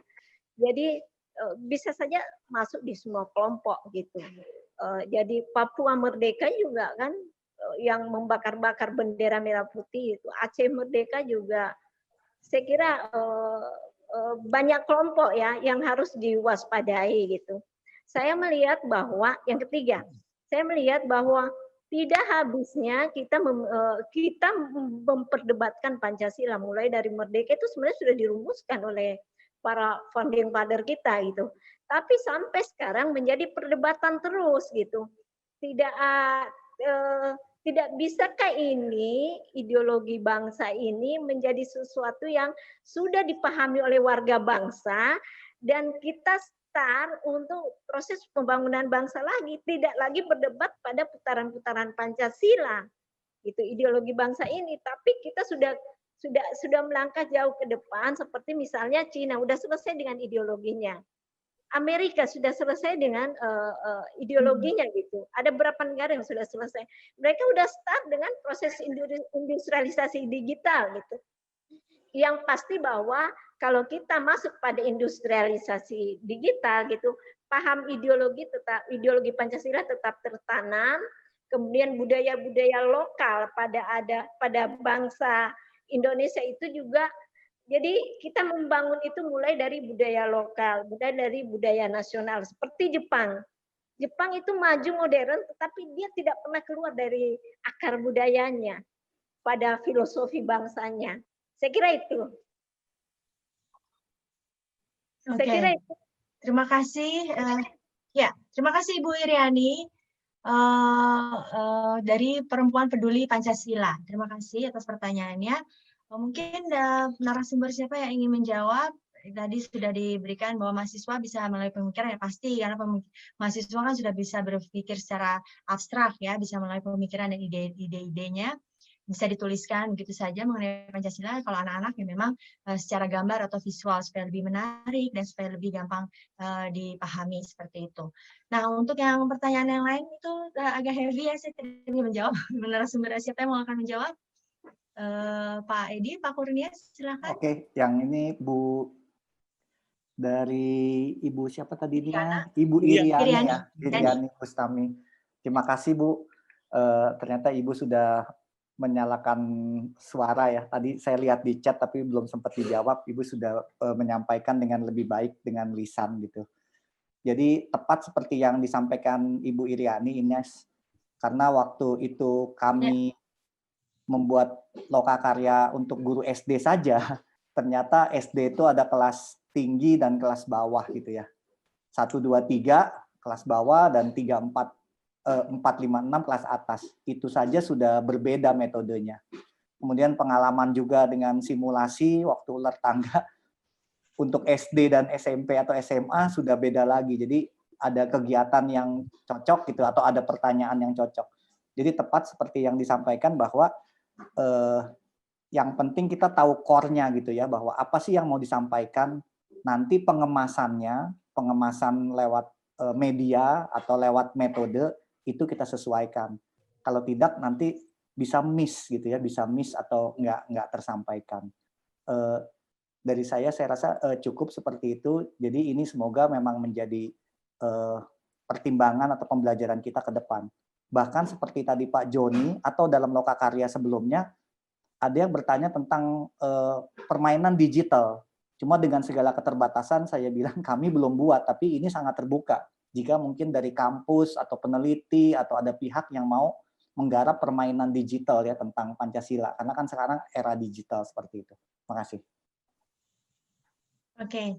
Terima kasih Pak Kurnia. Mungkin idenya nanti bisa saya sampaikan ke anak saya yang besar tuh. Kurnia lagi belajar mobile application ya. Siapa tuh bisa bikin kerjasama sama Pak Kurnia nih untuk bikin digital games yang menarik untuk belajar Pancasila. Who knows ya kan? Oke. Nah, selanjutnya kalau akan ada pertanyaan lagi, saya lihat chatnya dulu ya. Silahkan di chat untuk menghemat waktu. Yang mau bertanya, silakan di chat. Bapak, di antara narasumber mungkin ada yang ingin ditambahkan? Ibu Ines, saya tadi tertarik dengan pertanyaan dan juga penegasan Ibu Iriani dari Perempuan Peduli Pancasila. Saya sangat sependapat bahwa kaum fundamentalis atau radikalis itu tidak boleh diarahkan kepada agama tertentu. Itu semua agama, itu pasti ada orang atau kelompok orang yang memang dianggap radikal atau fundamentalis. Lalu siapakah mereka itu? Saya mungkin bisa menggambarkan begini. Mereka adalah orang yang membaca kitab sucinya masing-masing dalam ruangan 2x3. Lalu di dalam ruangan 2x3 itu dia membayangkan bahwa sistem sosial harus ditata sesuai dengan ayat-ayat dari kitab sucinya. Ternyata situasi di luar ruang 2x3 itu berbeda jauh dengan apa yang dia baca. Dia kadang frustrasi karena perubahan begitu besar, langsung dia bereaksi negatif, mungkin juga dia ledakkan masyarakat yang menurut dia tidak sesuai dengan cita-cita di dalam Alkitabnya itu. Maka sebenarnya tidak kepada agama tertentu kalau dikatakan ada yang radikalis atau fundamentalis. Saya sependapat Ibu Iriani dari Perempuan Peduli Pancasila. Terima kasih. Oke, terima kasih Bapak Edi Dangdur atas penjelasannya. Semoga cukup jelas ya Ibu Iriani. Dan memang kalau terus terang kalau di agama saya sendiri, kita harus hablum minallah, hablum minanas. Jadi kepada urusan kita masing-masing ke atas, tapi kita jangan lupakan juga secara horizontal kita harus ingat juga bahwa kita hidup di mana, ada tatanan negaranya seperti itu. Jadi harus balance seperti itu. Nah, ada chat juga dari Pak Kepala Sekolah SMP. Assalamualaikum Pak Agus, terima kasih atas partisipasinya. Pak Agus nih chat, dulu kita ada P4, penataran wajib bagi pelajar untuk membumikan Pancasila sejak dini. Adakah upaya untuk membuat satu kegiatan masif namun lebih menarik, sehingga siswa dengan mudah menjiwai Pancasila sebagai bagian dari nasionalisme siswa. Nah, ini penting banget nih. Mungkin Pak Kurnia ada kaitannya nanti bisa sharing secara kreatif seperti yang tadi mungkin menurut tangga atau apa, karena memang harus dengan cara yang menarik dan membangkitkan nasionalisme itu gimana ya? Itu juga tantangan kalau saya merasa anak-anak saya nih, terutama yang anak-anak yang kembar. Saya punya anak kembar SMP kelas 2 dan itu sangat terpengaruh dengan K-pop ya. Kalau dulu saya ingat SMP itu saya main angklung, nari tradisional seperti itu ya. Tapi kalau sekarang sudah ya tidak bisa dibatasi karena kita semakin borderless kan pengaruh budaya asing itu. Jadi mereka tuh lebih appreciate budaya Korea sepertinya. Nah, itu mungkin pertanyaan dari Pak Agus bagus banget. Gimana sih supaya membumikan Pancasila dan membangkitkan nasionalisme di anak-anak, terutama juga remaja. Gimana tuh? Mungkin Kurnia bisa jelasin. Oke, saya coba jawab ya. Sebelumnya saya lihat ada beberapa yang mungkin bisa dirangkum juga. Ini ada pertanyaan dari kayaknya mahasiswa ya, dari Rezon atau mungkin ada dari yang lain, Vincentius gitu. Bahwa misalkan keadilan hanya bagi yang berduit ya, atau kemudian apakah saat ini sudah mengenai bangsa kita, mengenai rasisme gitu ya, atau tadi toleransi dan lain-lain. Ini yang saya mau sampaikan bahwa waktu kita kerjasama dengan BPIP, tadi kita nggak bahas semua ya tentang analisis ataupun survei mereka ataupun penjelasan mereka. Sebenarnya yang saya masuk tadi kan hanya berkurangnya pemahaman. Tapi bukan masalah kurangnya pemahaman, sebenarnya ada 6 isu strategis tentang Pancasila. Nah, kalau tadi di pertanyaannya itu boleh dibilang memang saat ini ada kendala, yaitu implementasi Pancasila itu kurang. Termasuk justru keteladanan dari para pimpinan. Jadi kalau ditanya lebih baik kita omong apa adanya, bahwa ya tadi di atas kertas ini kita bisa bicara ini itu gitu ya, tapi ternyata implementasi di masyarakat masih kurang dan kurangnya keteladanan. Nah, kemudian termasuk tadi Pak Agus, saya share juga, karena waktu kami membuat lokakarya bersama BPIP, kami membuat lokakarya Agen Perubahan Indonesia, kita sempat ketemu intensif ya, artinya sebelum acara itu 3-5 kali ketemu, bahkan untuk menggodok programnya itu sampai 3 kali kita bahas dengan istilahnya staf-staf ahli di sana juga. Ternyata kalau untuk pola dengan P4 atau penataran memang sudah ditinggalkan, Bapak. Jadi waktu itu BPIP tidak mau mengulang era Orde Baru dengan model yang penataran. Kemudian mereka sharing, mereka pernah adakan di Bogor, pernah adakan juga di Jakarta. Jadi istilahnya kegiatan yang lebih kontekstual, Bapak Ibu. Contoh, mereka adakan penanaman pohon gitu ya, bekerja sama dengan sekolah-sekolah. Jadi bukan langsung bicara Pancasila, tetapi ketika mereka mengadakan bersama penanaman pohon, kemudian baru dibahas tentang Pancasilanya begitu. Jadi kegiatannya yang menarik, kegiatannya yang kemudian diikuti dengan tadi ya suasana kegembiraan bersama, kemudian baru dibahas Pancasila. Jadi dibalik, bukan mereka cerita tentang Pancasila. Kemudian mereka pernah adakan lagi kegiatan di Jakarta, dan termasuk waktu itu kegiatan ketiga dengan kami. Nah, waktu kami mengadakan lokakarya, ternyata pesertanya dari 9 kota se-Indonesia, 40-an itu juga kaget, dianggap mereka ikut penataran di hotel gitulah istilahnya. Tapi ternyata kita mengkombinasikan dengan experiential learning, ada aktivitas atau permainan plus exposure. Artinya peserta dari 9 kota itu terjun ke Jakarta, naik angkot, kemudian naik busway, kemudian melihat satu lokasi yang mewah, lokasi yang miskin. Nah, artinya kalau tadi Bapak tanyakan, singkat kata, coba pembelajaran kontekstual baru dikaitkan Pancasila gitu. Makasih. Oke, jadi dibalik ya, Kur ya. Nggak hanya teori langsung prakteknya dulu, baru ditarik ke konsep Pancasilanya seperti apa. Jadi dibalik ya, mungkin jadi lebih nyangkut seperti itu ya. Kalau saya boleh sharing juga, waktu itu anak saya kuliah di kampusnya di BINUS, ya itu juga langsung praktek. Jadi saling membersihkan rumah-rumah ibadah. Jadi sama-sama dengan berbagai agama membersihkan masjid, membersihkan gereja seperti itu. Jadi langsung ke prakteknya mungkin ya. Jadi lebih nyantol gitu ya, baru dikaitkan sama Pancasilanya seperti itu. Dan untuk itu pertanyaan Bapak Agus tadi, Bapak dari Kepala Sekolah SMP Al-Azhar BSD, gimana supaya membangkitkan nasionalisme tadi, Kur? Mungkin ya dengan budaya seperti itu ya, kayak kita SMP, kita main angklung, kita nari seperti itu kan sudah memperkenalkan dan mengingatkan jati diri kita nih, bangsa Indonesia seperti apa. Mungkin saya rasa di Al-Azhar juga udah cukup mempraktikkan itu ya Pak Agus ya, dengan ada karawitan, anak saya dapat karawitan seperti itu. Itu kan mengenalkan juga budaya-budaya bangsa kita. Jadi kita tahu mana root kita itu dari mana, seperti itu. Oke, semoga cukup terjawab. Masih ada waktu apa tidakkah Pak Ajril? Pak Ajril, teman saya ada yang bertanya lagi nih. Mungkin ya 2 atau 3 pertanyaan lagi sudah. Oke. Karena waktu kita juga sudah sedikit lagi. Ya, sedikit lagi ya, karena kita juga akan ibadah zuhur juga mungkin kan. Nah, ada Bu Devi nih, Bu Devi mohon pencerahan katanya. Tunggu, mana tadi contekannya?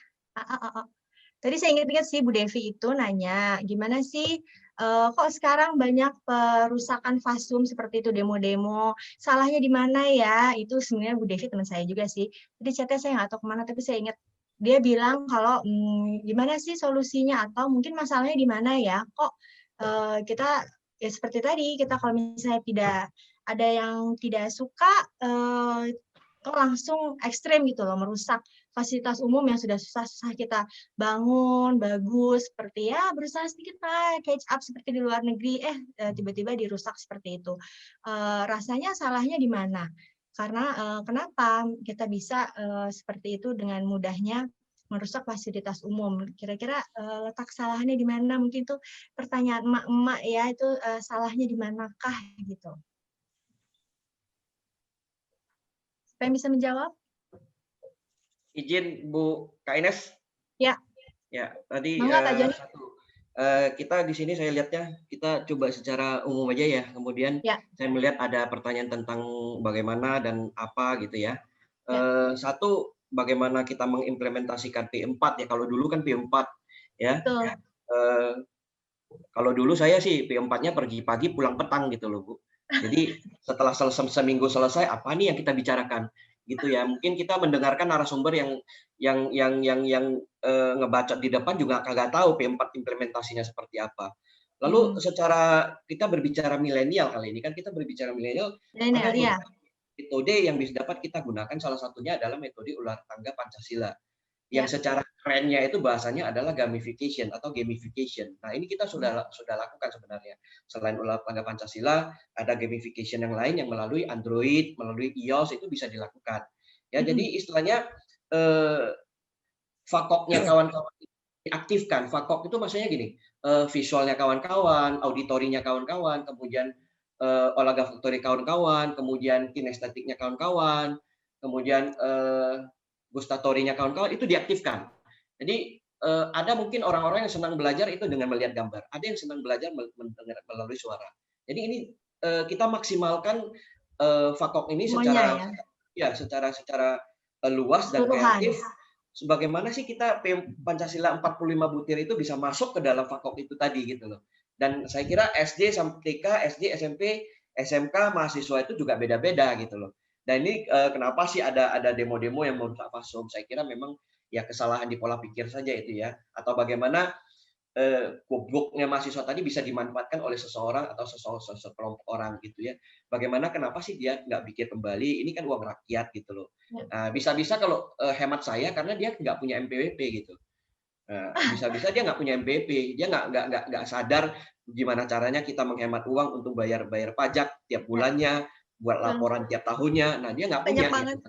Nah, dan dia nggak punya itu, nggak punya partisipasi di arah itu. Satu. Kemudian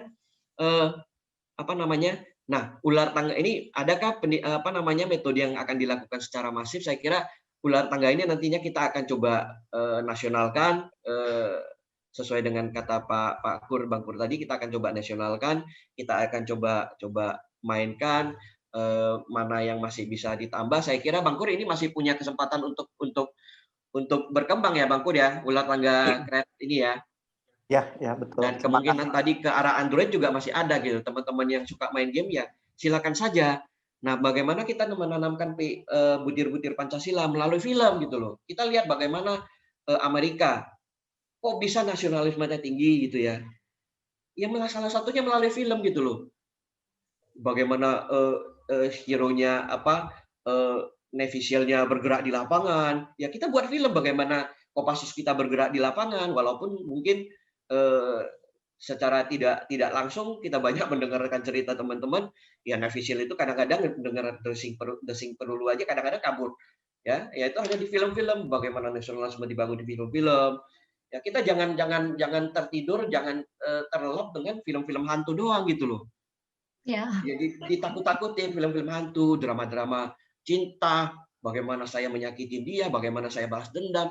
Kapan Pancasila itu bisa diterapkan kalau filmnya tentang balas dendam, ya pelakor gitu loh. Bagaimana urusan-urusan pribadi orang itu diurus, ditayangkan di film-film, ya urusan ranjang orang diurus, nggak musimnya lagi gitu loh. Anak-anak muda sekarang berbicara bagaimana bermain PUBG strateginya, ya itu bisa diterapkan. Bagaimana Kopassus bermain, ada oke, kalau di dalam ular tangga Pancasila itu ada game itu yang menyelamatkan Pancasila ya Bang Kur ya.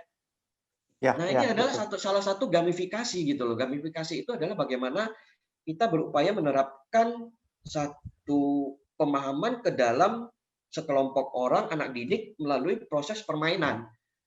Nah kami bersama teman yang memang biasa di bidang game itu pernah melakukan itu gitu. Jadi ada permainan melalui Android atau web base itu silakan dipilih. Tapi itu dulu permainannya untuk karyawan, untuk peningkatan SDM.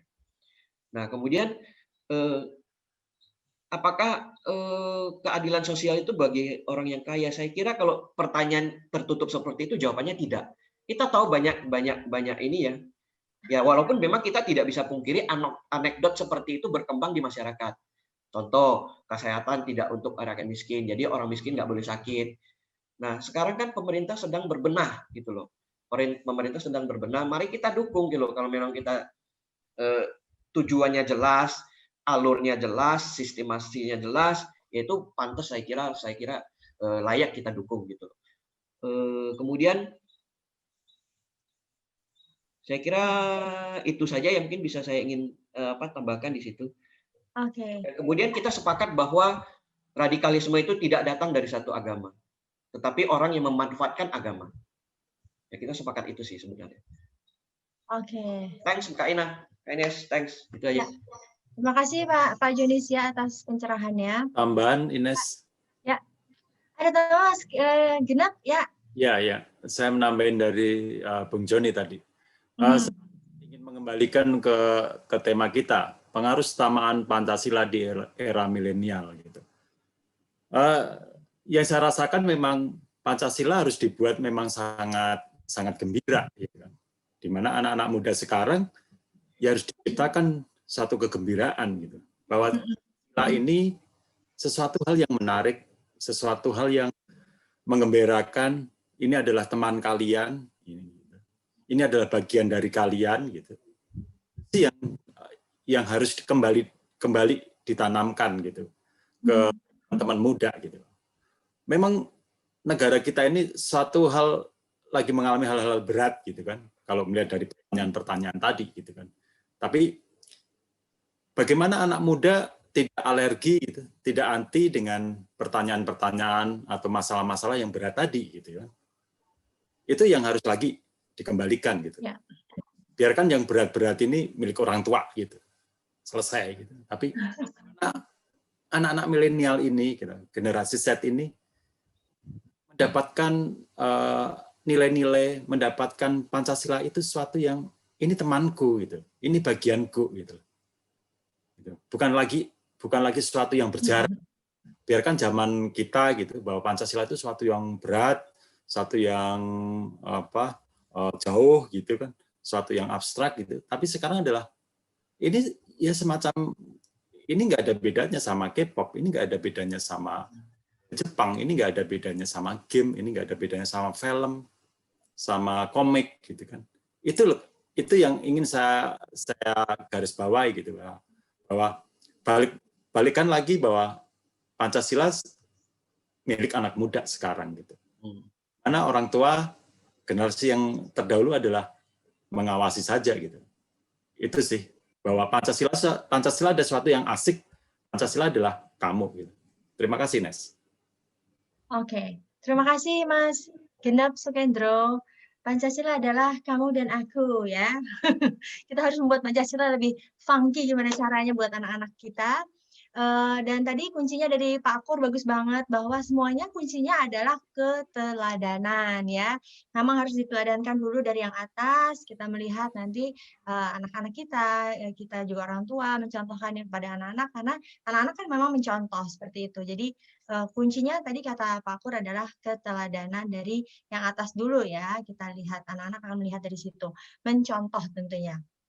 Dan tentunya juga agar Pancasila ini disampaikan dengan lebih gembira seperti itu ya Mas Genep ya, lebih fun, lebih happy. Kalau kita lihat kan mungkin orang Amerika, orang Inggris, orang Jepang itu kan semua boleh ya tuh pakai ikat kepala, lambang matahari seperti itu. Sekarang udah mulai kan ada artis kita juga yang membuat kaos-kaos mulai Garuda, Pancasila seperti itu. Terus 17 Agustus pokoknya kayak gitu-gitu, kaos-kaos merah putih itu kayak perlu ditingkatkan juga ya nggak sih kalau menurut saya ya. Karena kita kalau keluar negeri tuh kok kenapa kita bangga ya pakai bendera Amerika atau bendera Inggris. Kenapa kita nggak bangga pakai kaos merah putih seperti itu. Nah, jadi mungkin kita yang Mas Genep tadi bagus juga bahwa kita harus dibikin lebih fun, lebih milenial seperti itu. Karena dulu kan kita kayak sakral. Mau jalan-jalan pakai merah putih tuh kayak, merah putih tuh nggak boleh di bawah, kayak penghinaan. Ya, tapi kalau orang Jepang gitu, ABG-ABG-nya ya bawa benderanya, happy dengan benderanya, bangga dengan benderanya seperti itu. Ya, kalau terpaksa di tanah ya gimana gitu ya, bukan berarti menghina juga misalnya. Itu kan bukan ayat kitab suci yang tidak boleh di bawah seperti itu. Jadi anak-anak harus dibikin fun, dibikin menarik, dibikin seru dengan Pancasila yang luhur ini, seperti itu. Mungkin ada pertanyaan lagi, apa cukup ya Mas Adriel waktunya? Bagaimana Mas Adriel? Cukup Bu, karena Ya, waktunya kita juga sudah habis. Sudah pas banget ya. Oke, boleh saya menutup ya teman-teman semua di sini. Sekali lagi kami ucapkan terima kasih atas kebersamaannya dari jam 10 sampai jam 12. Terima kasih sekali yang sudah berpartisipasi selama ini. Thank you.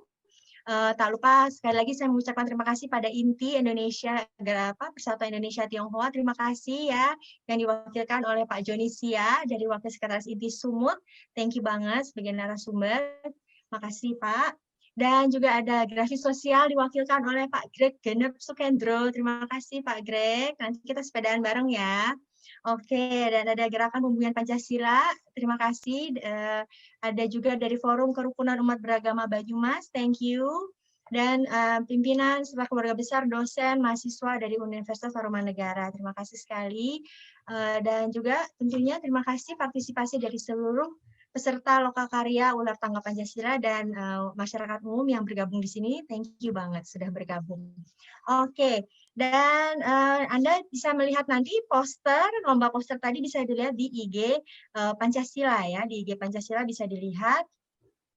Dan mungkin kita juga bisa lebih tadi seperti agen perubahan Pancasila berharap sekali siapapun yang hadir di sini bisa menjadi agen perubahan Pancasila dimanapun Anda berada, apakah Anda ibu rumah tangga kah atau siapapun Anda, semoga bisa jadi agen perubahan Pancasila. Nah, kalau tahun lalu saya ingat banget Pak Kurnia ya, siapa ya narasumbernya bilang kalau di Amerika itu kita deep banget membahas mengenai pahlawan-pahlawan negara. Mungkin tadi yang Mas Genep bilang juga, Pak Joni juga bilang mungkin kita bisa bikin video-video atau film-film yang menggambarkan perjuangan para pahlawan kita. Jadi nggak cuma hafalan gitu. Jadi anak saya ngafalin Jenderal Sudirman, tapi habis ulangan lupa gitu. Karena mungkin lebih banyak lagi video-video atau film-film mengenai pahlawan. Jadi kita mengenalnya lebih dekat seperti itu. Dan video ular tangga bisa dilihat di YouTube ya. Mas Adil infokan tadi video liputan mengenai ular tangga tadi bisa dicari di YouTube. Nah, sekali lagi terima kasih atas kebersamaan Anda. Mohon dimaafkan apabila ada kekurangan. Saya atas nama panitia. Terima kasih atas kebersamaan kita semua. 4 narasumber, Pak Edi, Pak Greg, Mas Adril, thank you, Pak Joni Sia, Kurnia. Ya, Kurnia, terima kasih semuanya. Semoga bermanfaat 2 jam kita kebersamaan ini. Jangan lupa menjadi agen perubahan dimanapun Anda berada untuk terus menyuarakan pentingnya kita untuk membumikan dan menjadikan Pancasila pengarus utamaan Pancasila di era milenial anak-anak kita. Oke, terima kasih sekali lagi dan jangan lupa boleh mengabadikan atau hashtag atau tag kegiatan kita ini di Instagram kita ulartangga.pancasila ataupun ada FB-nya ulartangga.pancasila. Oke, terima kasih sekali lagi. Jangan lupa kita sama-sama yuk latihan bahwa ada slogannya nih dari Pak Kurnia. Saya Indonesia, saya Pancasila. Kita sama-sama yuk. Yuk, sama-sama yuk. 1, saya Indonesia, saya Pancasila ya. Aku aba-abain ya. Sebentar Pak Edi, Sabar. Ini udah semangat. 1, 2, 3. Saya Indonesia. Saya Pancasila. Oke, terima kasih sekali lagi atas perhatiannya semua dan partisipasinya. Mohon dimaafkan apabila ada kesalahan. Insya Allah kita jumpa di lain kesempatan ya. Wassalamualaikum warahmatullahi wabarakatuh. Oke, terima kasih Ines, Pak Adianto, Terima kasih, para narasumber, teman-teman Lokakarya, Pak Edi, mahasiswa semua. Terima kasih. Pak Joni, terima kasih.